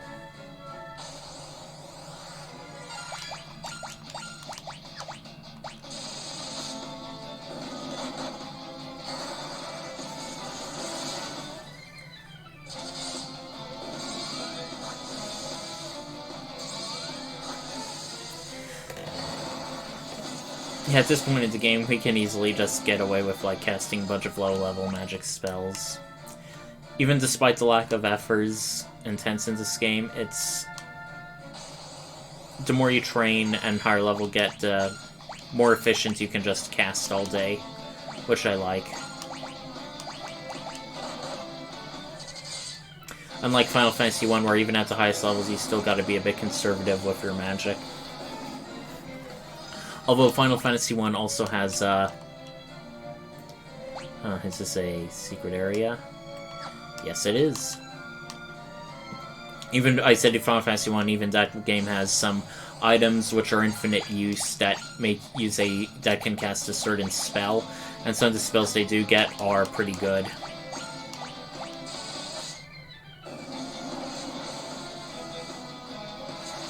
Come on, don't be so hard on us. Wait, did I ever equip the black robes and white robes on our mages? Yeah, I definitely will need to check that.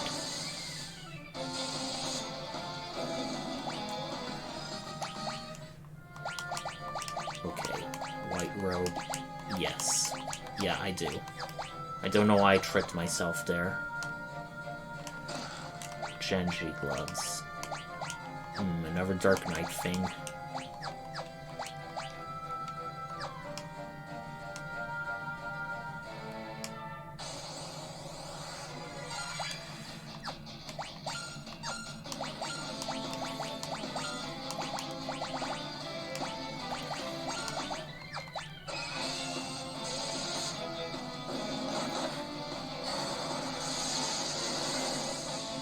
I may flee from a few of these battles, if only because they're kind of predictable. And we're already pretty powerful and competent, so it's not like we desperately need the grinding. If anything, bosses in this game really fall more to clever tactics. I forgot. Were we going up?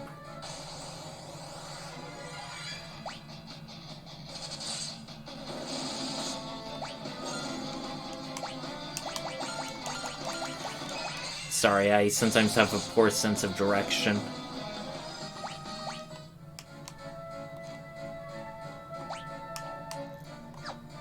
Yeah, you're wrong way. Sorry. Sorry about that, folks.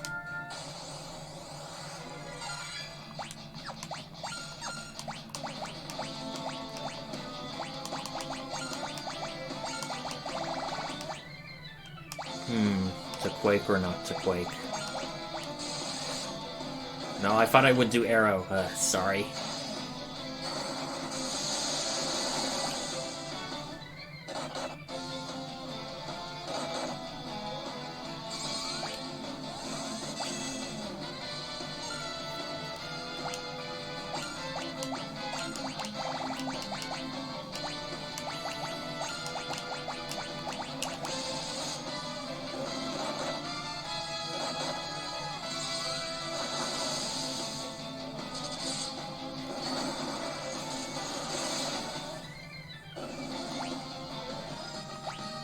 Thank you.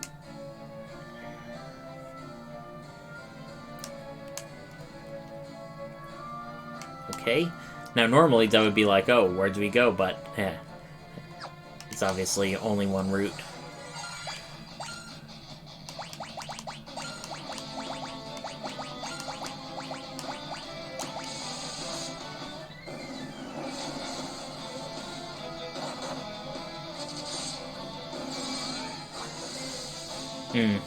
Didn't really do much, but then again, the white mage isn't exactly meant to be a physical attacker.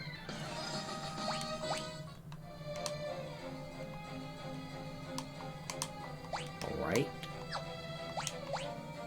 Still 5 of our 9. I hope we can at least find some more treasure. I'm getting a bit treasure anxious.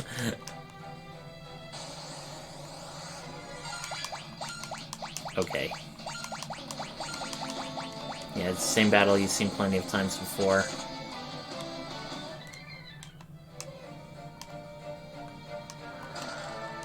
Ah, another one of those. No boss fight required.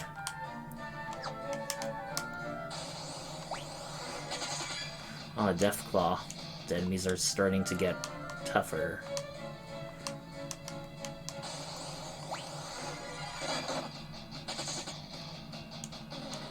Never a good reason to have the thief in the party. Don't have to deal with all this difficulty running away.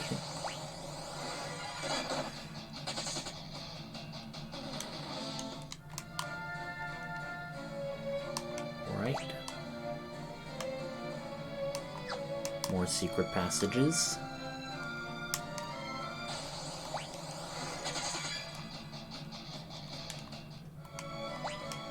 Alright, that's the area you want to go. This is the area. Another a Genji shield. More Dark Knight exclusive stuff.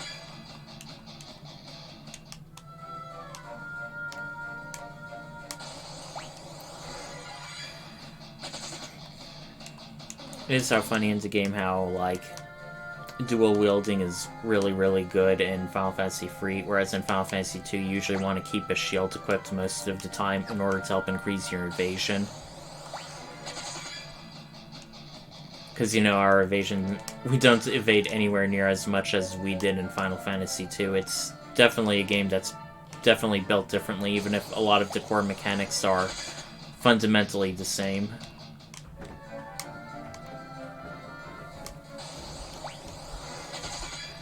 Hopefully we should be getting nearer or closer to the end of this dungeon. Okay, one more chest, one more item. Yep. Genji armor. Very Dark Knight intense cave we're in.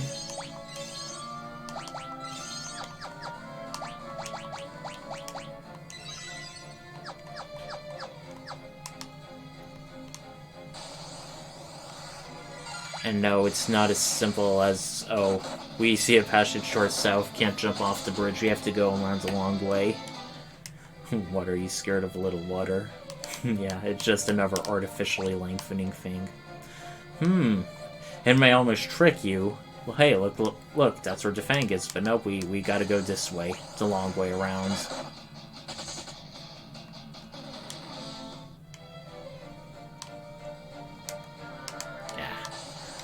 Dang loopy passages. Feels like the encounter rate in this cave is a lot higher than usual.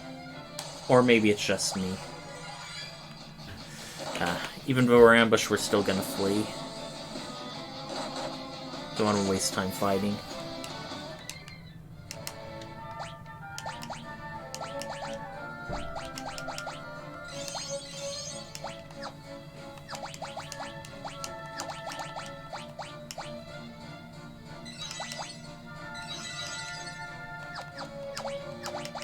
I forget if it's right at the thing or close to it, but I want a quick save now ahead of time. It's the Fang of Earth, the final one. And of course, we can't just take it. We gotta have a boss battle. With Hecatoncheer. Only one head rather than a bunch, which is a bit of originality.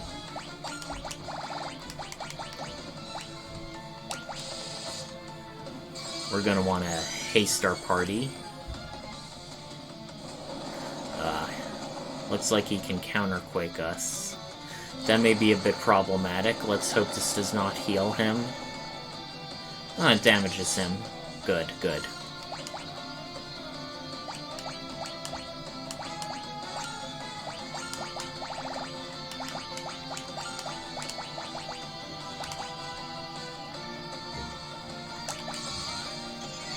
Yeah, it's worth a Kiraga.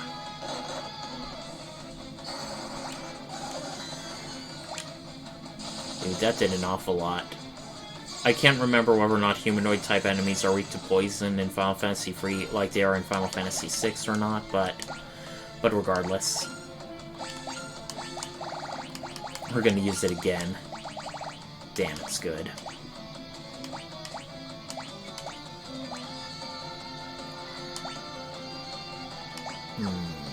I forgot exactly who I put it on. Let's just do a Blizzaga with the rune staff. Yeah, I like to see that. 25 hits, baby. There goes our final bio. Well, that wasn't very hard at all.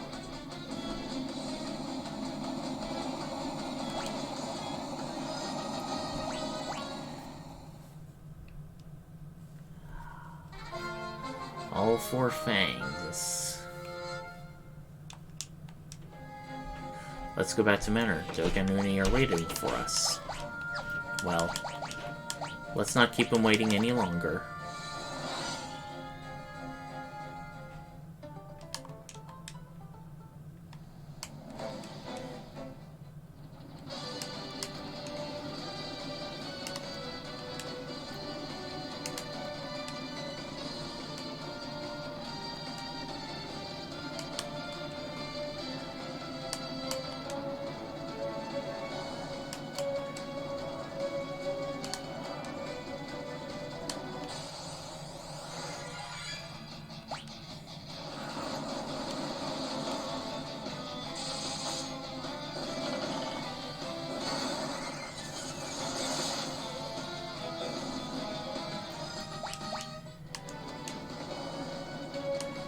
The Invincible is so cool.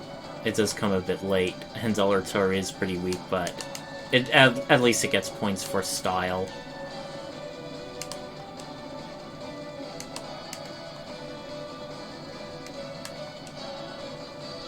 Gotta give it that.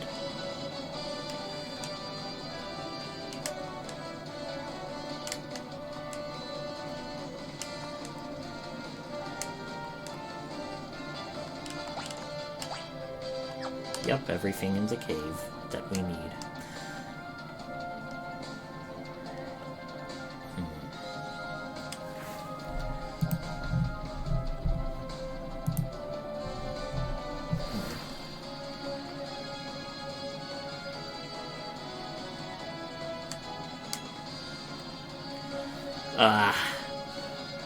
And our Invincible's bigger. Why would it blow back?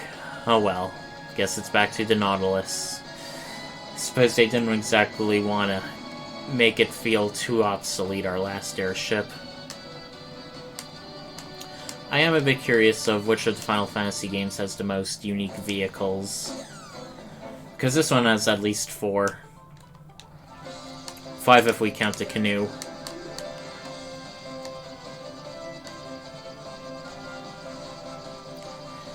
And I think there's not any more to get, but just in case. Let's dive and go back to Doga's village. See if there's any good magic that we happen to be missing.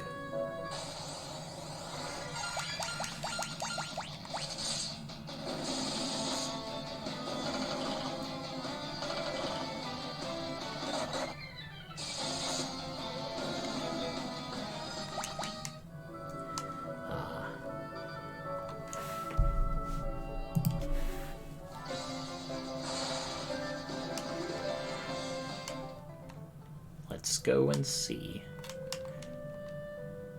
Okay. We all got that. All got all of those.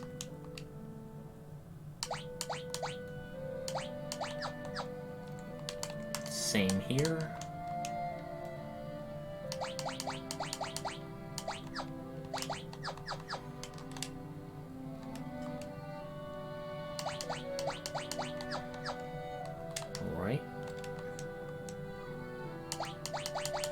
Looks like our unique level 8 magic may be gone somewhere else. Exactly where, I forget. I could probably quickly check or look it up.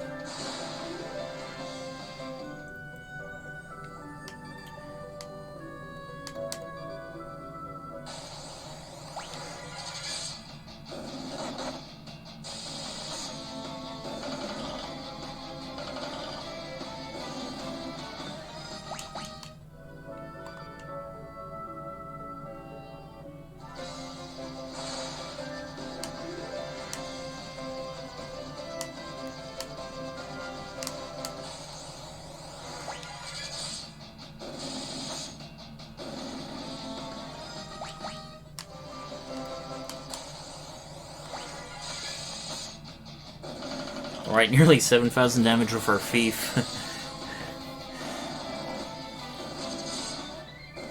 Our knight really pales in comparison. But someone's gotta sort it up. Alright, Doga, we're back. They don't even ask, they just automatically teleport us. Doga's voice echoed down the hall. Make your way for the tunnel. We'll await you at the end. Once again, Doga's Grotto. This is another missable location.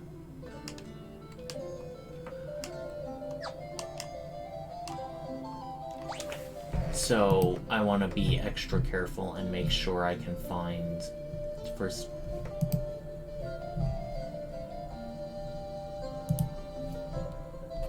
Okay. The entrance goes south and through the left bridge. Gold. Okay, we gotta go through this door. And strangely, Doga's place is full of Cyclops. Guess they're the real McCoys here. Uh-oh. I seems to have forgot to, healed up with my party. Magic-wise, at least.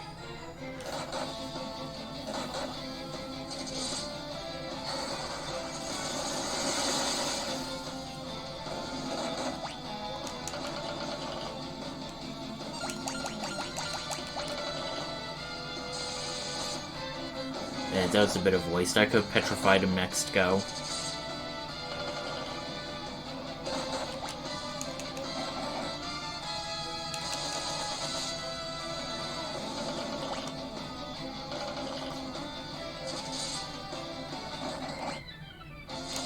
Regretfully, we may need to come back. Fortunately, even though it's one time, it's only like one time after you beat it.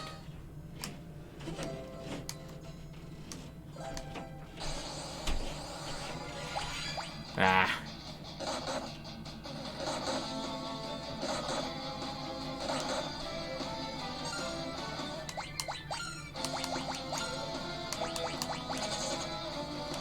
Sorry, Rucus, buddy. But it's either you or them.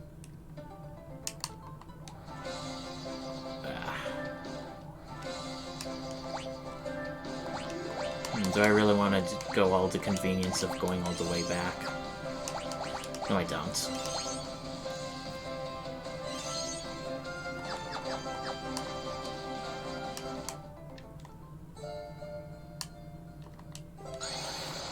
We can't interact with the Master of the Mansion normally until we take care of his little obstacle course.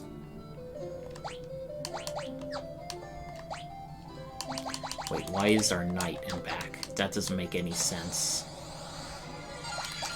I don't remember switching back either, so that is weird.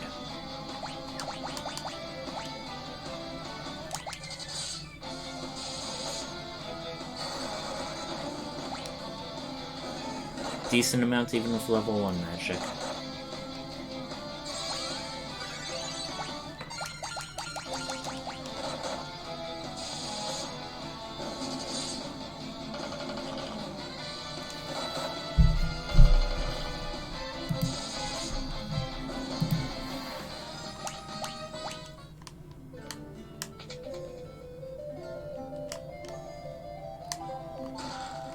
Wow, that's an awful lot of gil.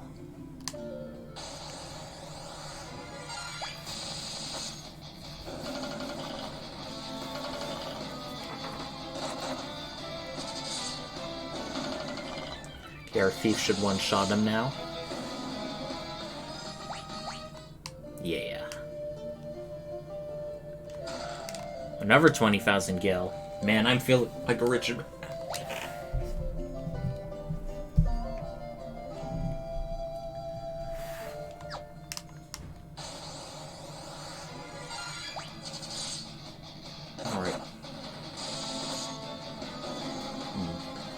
Everyone falls to our mighty thief.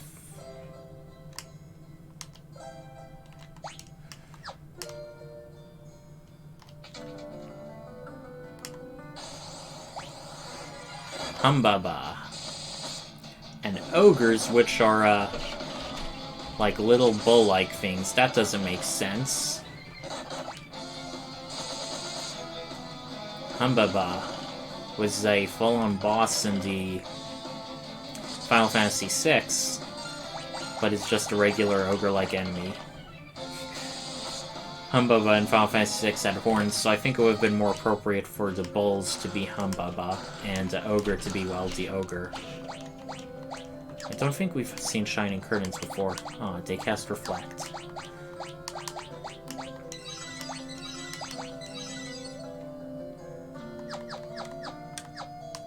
Our mages have almost identical hit point values, which makes sense. So these doors are a bit tricky. I think that's why they,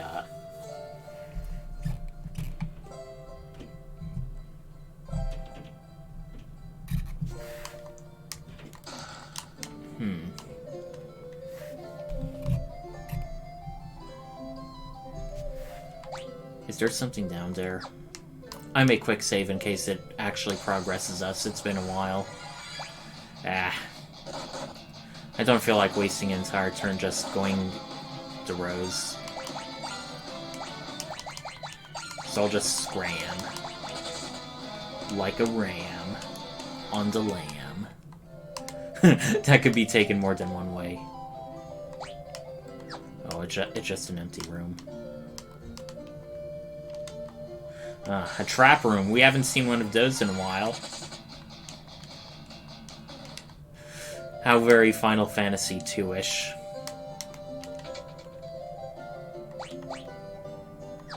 Alright, we got all the chests here. Now all that's left is 2 items.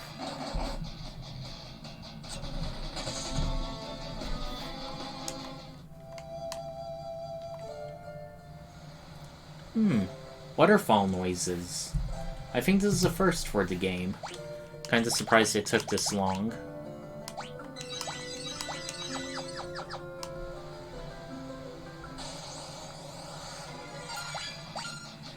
Yeah, I think we can take him.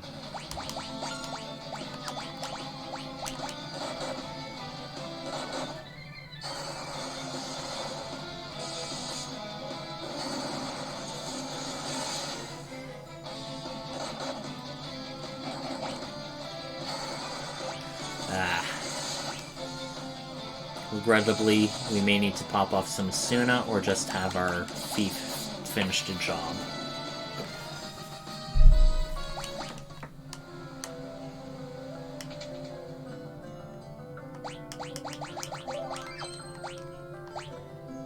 Alright.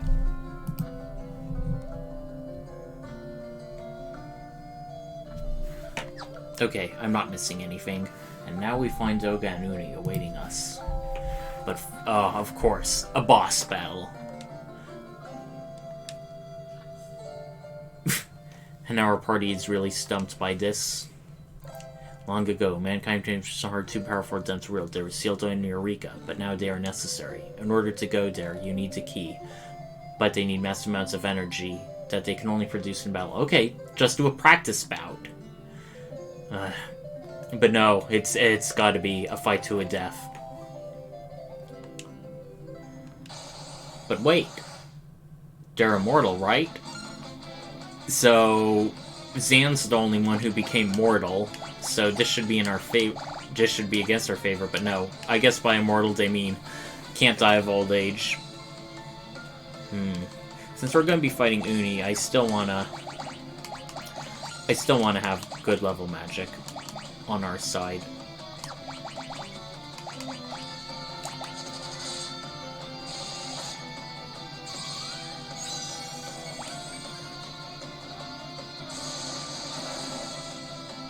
Okay, I definitely know what I'm going to be using.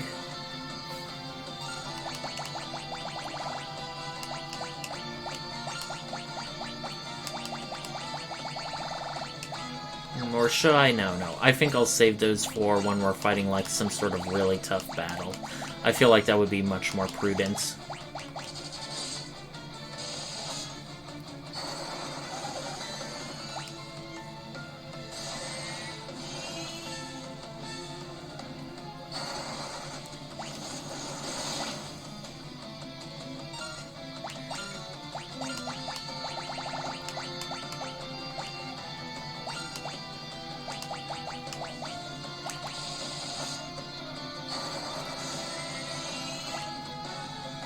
Doga's really gross looking in his battle form. I wonder if that or his normal old man form is his real form. Either way, it doesn't paint a pretty picture. See, it wasn't that tough. And now we're cheering after we murdered an old man. Very heroic. Next, you will face me. Are you ready? I don't want to fight you. Now it's not time for chit-chat. You know, between Noah causing Xande to go crazy and Doga making a infinite money-generating crystal that was inevitably abused by a bad guy, I'm starting to feel like these little covey of mages aren't exactly the most moral of beings. I just get that feeling. And for once, our white mage went first. Holy against the black mage. How ironic.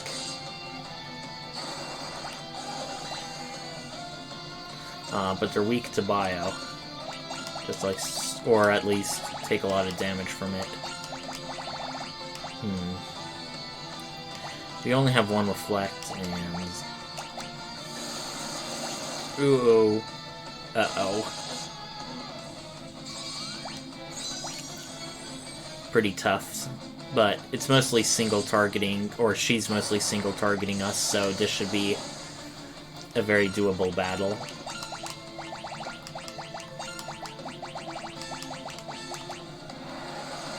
Okay, please do not do much. Okay, everyone's alive, but good thing we have Kiraga. We defeated her. So these bosses were, kinda challenging. I mean, not so much since we played smartly. Game over music. Now the Eureka key is complete. Doga, no! Don't fret, my spirit will live on no matter what state my body is in. Xande's attempt to call for darkness, he must be stopped. And the circus key. You are not alone. We will continue to watch over you. Unei. So... their spirits are with us. And, once again, and it looks like we got everything we have in Doga's Grotto. I'm very happy about that.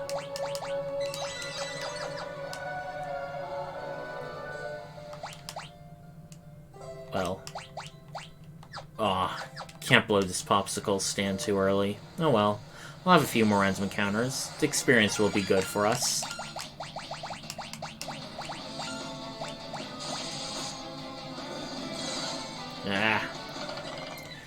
Confused mage. Everyone watch out.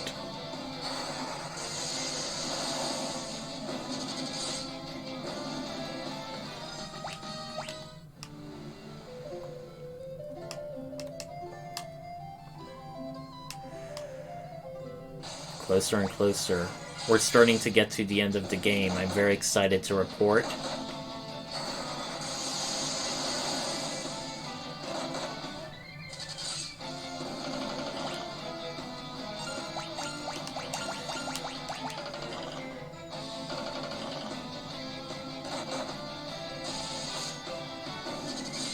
We will have to deliver the bad news to the Mughals, but there's a lot of them, and they're in a rather safe-ish area, the mansion, so they should be able to do well for themselves.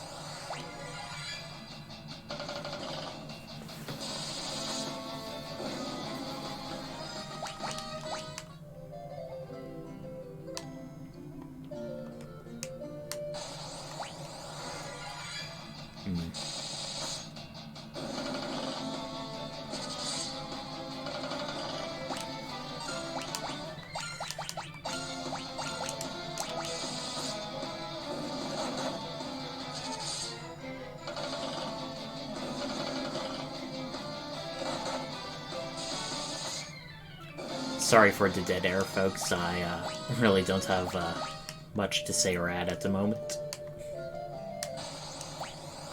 Just a few more enemies to fight, and hopefully we will be out of here soon. And...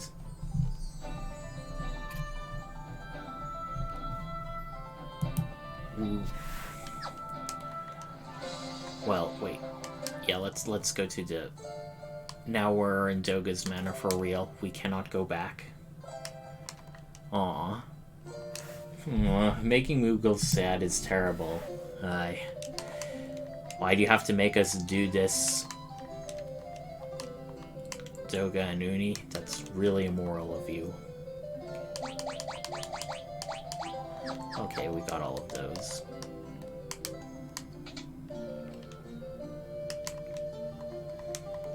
They literally say the same thing.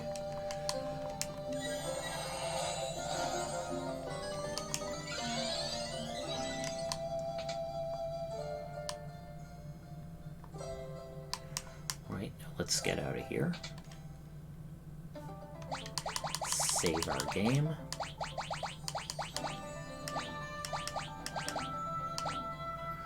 One moment. 164 gil. Money really is no object. Actually, yeah. In that case, I want to really stock up on a bunch of gear, a bunch of items, because we will be needing it. We definitely will. In the non-Pixel remasters, the next bout of dungeons are infamous. Because not only is there, like, no save points, no, like, healing areas. If you die, you pretty much have to go back so much progress, and the enemies are really strong. It's pretty nightmarish. But fortunately, with quick saves and autosaves, that really dampens the blow. Okay, that should be more than enough to last us for hopefully the rest of the game. Right now, let's go back to our good airship, the one with artillery cannons.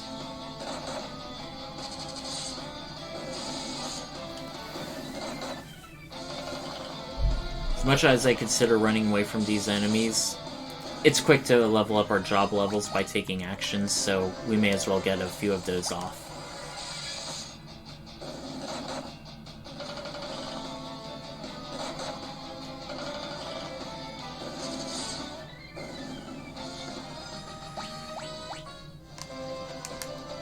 Alright. Back to the Invincible.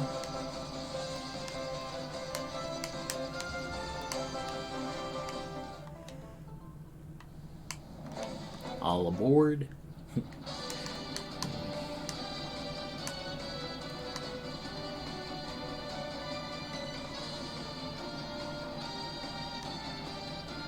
And now to this super strong area. Looks like we gotta disembark and go down normally.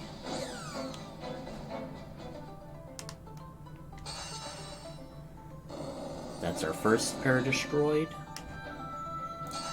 Our second pair. Our third pair. And our final pair. And once again, we have to use the airship to get there. Which seems a bit odd because it's like, by the time we get to Earth Crystal, we already have a normal airship, so it's like, it feels a bit unnecessary. And now these creatures are a bit more manageable now.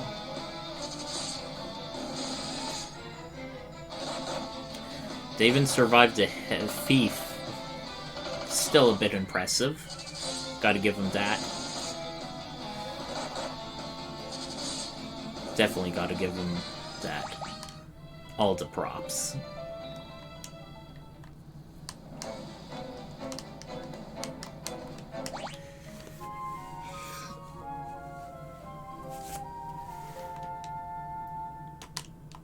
And now we rest.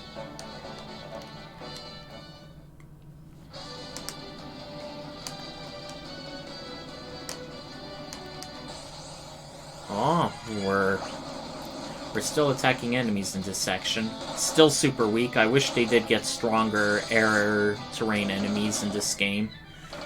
Particularly as far as we are.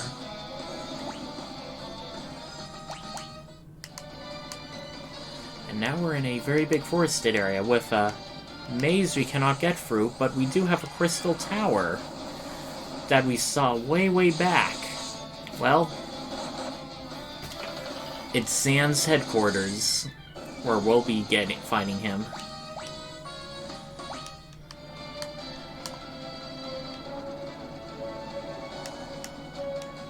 But we gotta disembark for real. Yeah, we...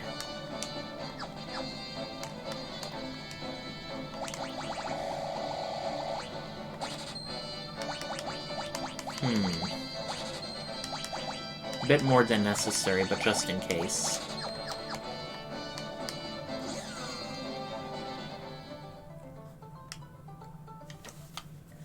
We are now in the Ancient's Maze. And we find our fourth and final crystal. About damn time, it's near the end of the game! On Master's Enter's orders, you all will be swallowed by darkness. Not if we have anything to say about it. Titan. I guess that's why they call the summon monster Hyper. I don't think I've seen any enemies get healed by Quake, so I feel a bit confident in using it. You know what? I bet this guy's gonna have some powerful physical attacks.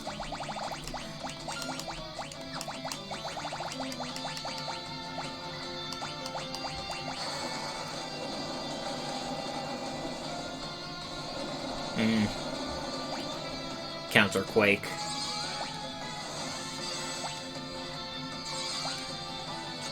Ah, I thought I targeted the Black Mage.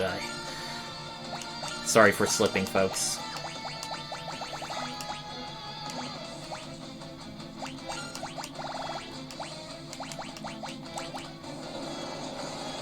Okay, I'll definitely need a Cure spell next round.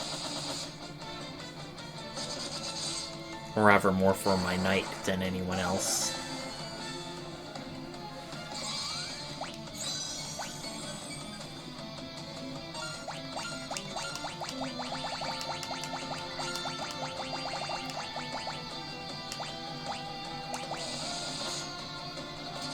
Single target Cura should do him good.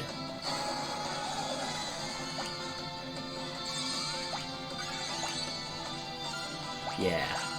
Man, our party is powerful.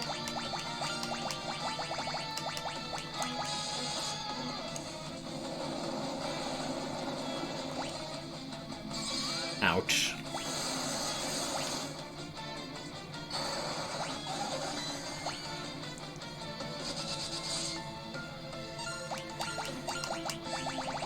Right, we're out of bio.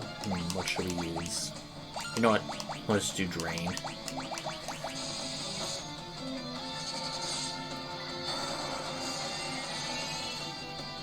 Ah, now that's what I'm talking about.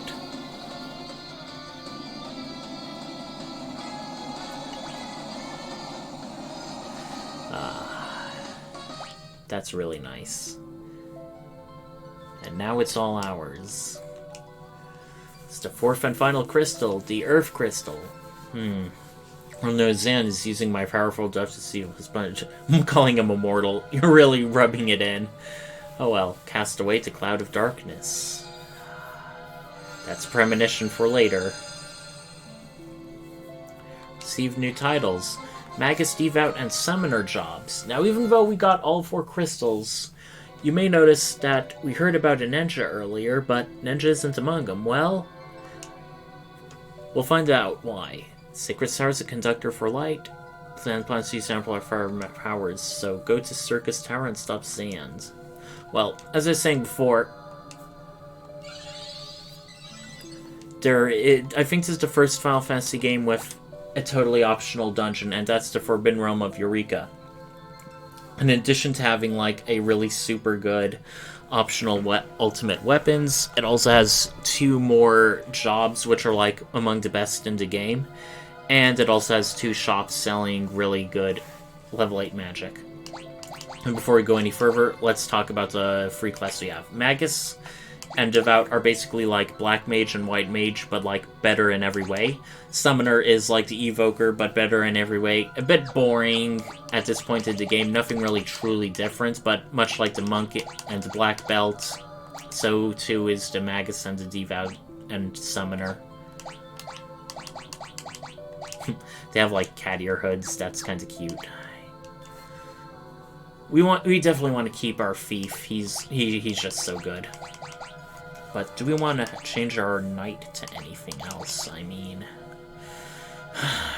it's honestly hard to say. You know what? Why not? Well, I'm almost thinking a dark knight, but we're a bit low. Okay, so we should still have, yeah, plenty of slots. Wait. Okay, good. That should have us at our full stuff now. Okay.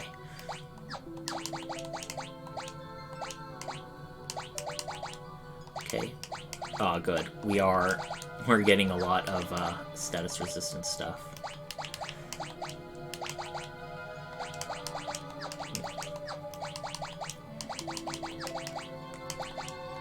All of this is good. So before going any further, I'm going to save my game manually.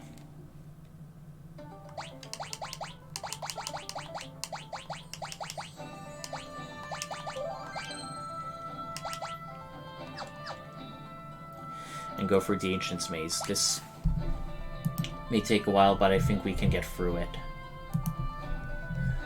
One moment.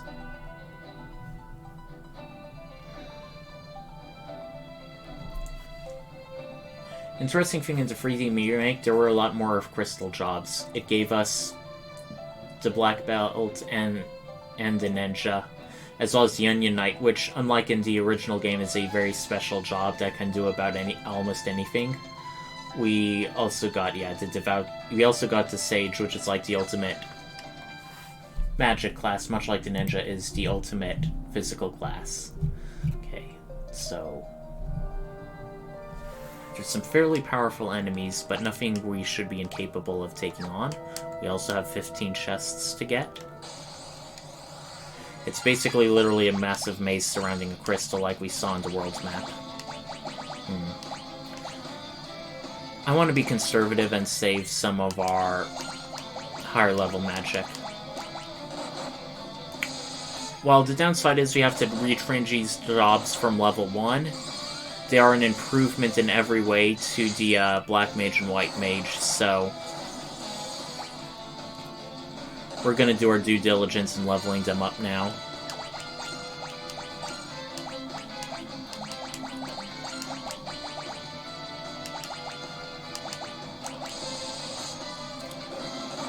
Right, we're doing some... Oof. They're doing an awful lot of damage.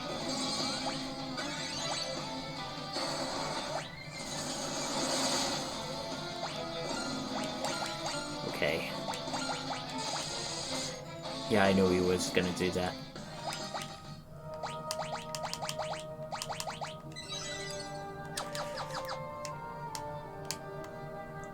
Let's see what we got here. An elixir. None too shabby.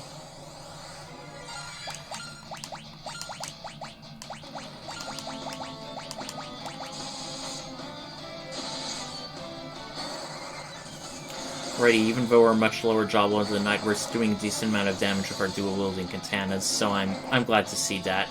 The Dark Knight may very well be worth it.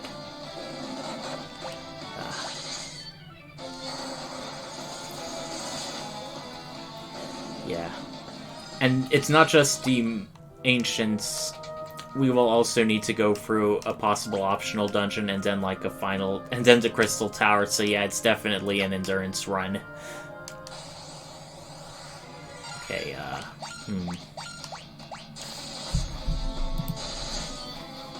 Okay, we just dispatched it in one hit, that's good. Lotus Kiss, Crystal Shield.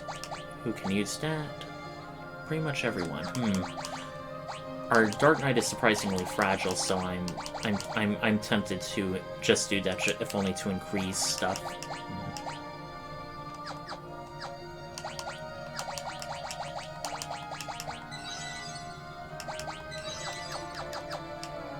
Good.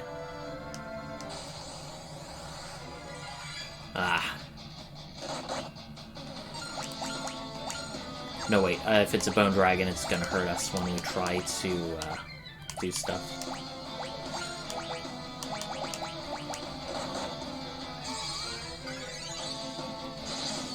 There we go.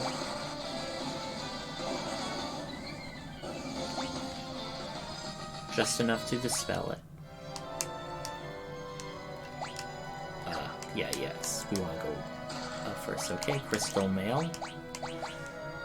Once again, we want to give that to our Dark Knight too. Yeah. If he's going to be a knight, he's got to be hardy.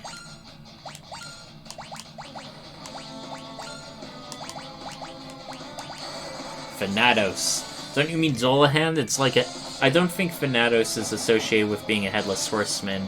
I feel like, along with that, with ogres and Humbaba, some of these enemies are getting a bit mislabeled in names.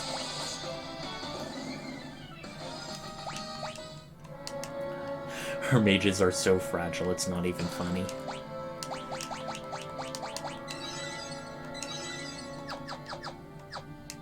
Let's go north. Alright, preemptive strike off. We are doing a lot less damage when not dual wielding. I kind of feel a bit guilty about that. Yeah, much less damage. Thief is making me feel small in the pants.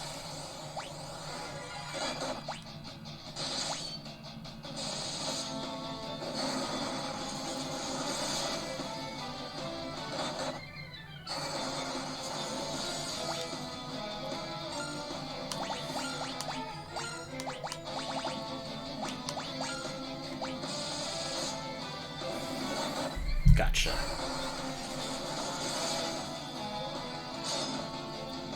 Okay, Blade Blitz was pretty good. Not really much less than a physical attack. Crystal Gloves, also pretty good. We're gonna switch those in. Ooh, this is kind of creepy. It's a pretty rare enemy, a clone of Unei, which attacks a lot like Unei, but is more of a strong enemy rather than an outright boss.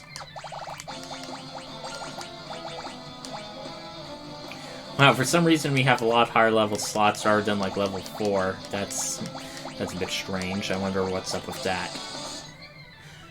Probably functions of how these classes are, because at this point in the game we probably have a bunch of high-end magic, and they expect you to use that a lot more.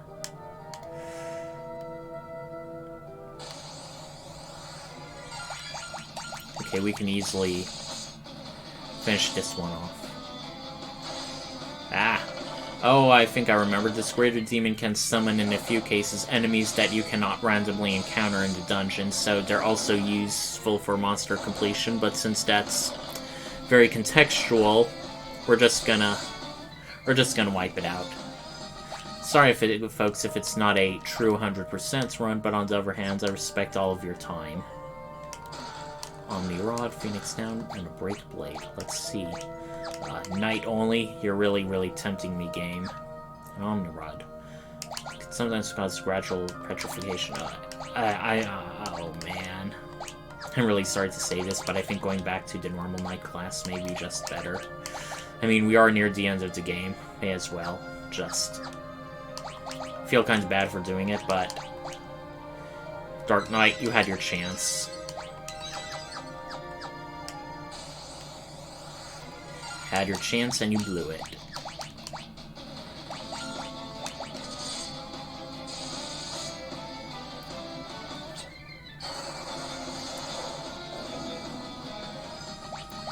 We now have several items that can equip gradual petrification. In fact, I think the Ancient Sword... No, it's paralysis. What did I just get? A Crystal Helm.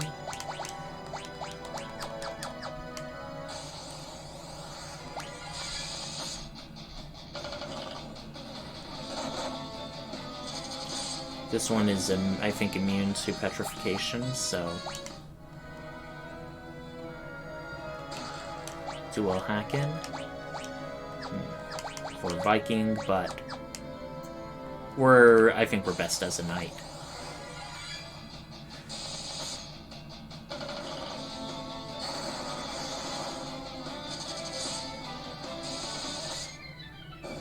Another one bites the dust.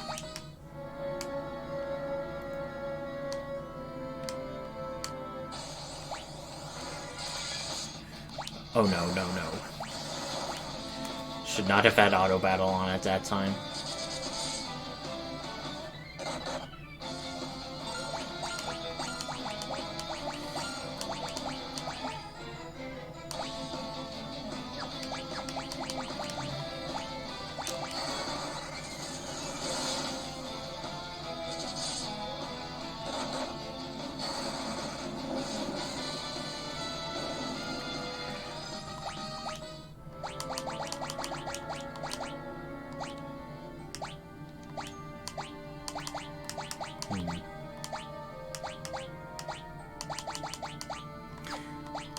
Do we have anything better than that stuff? Guess not. Okay. Hopefully in the next room I think is the last 2 chests, but don't quote me on that.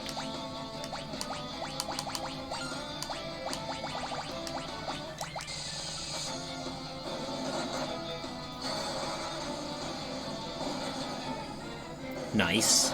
Even though we're very low job level, these are some pretty powerful classes.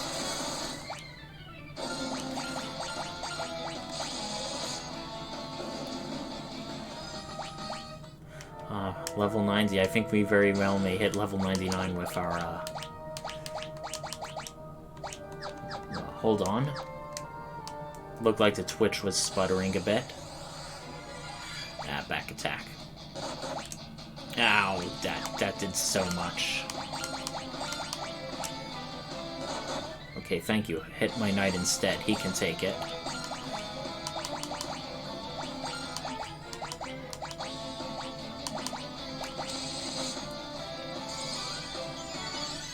Wow, that's so much hit points.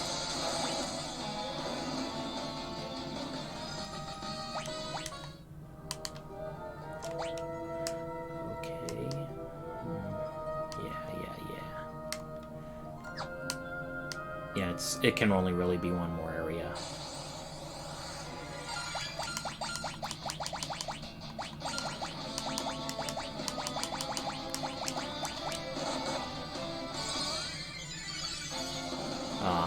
Nice one-hit kill. Yep, the last 2 chests. A Holy Lance. Hellish Claws for our Black Belt and our Dragoon, respectively. They definitely still want me to be those classes. Or at least, I do still like that they're trying to keep them relevant at this point in the game. Hard though that may be. Actually, I think the Dragoon I definitely remember serving us well. I definitely can see myself as a Dragoon still in this game. Okay, now here's the gap. This is pretty much our only last proper safe place. After this, there's the Crystal Tower and the Forbidden Land of Eureka, so...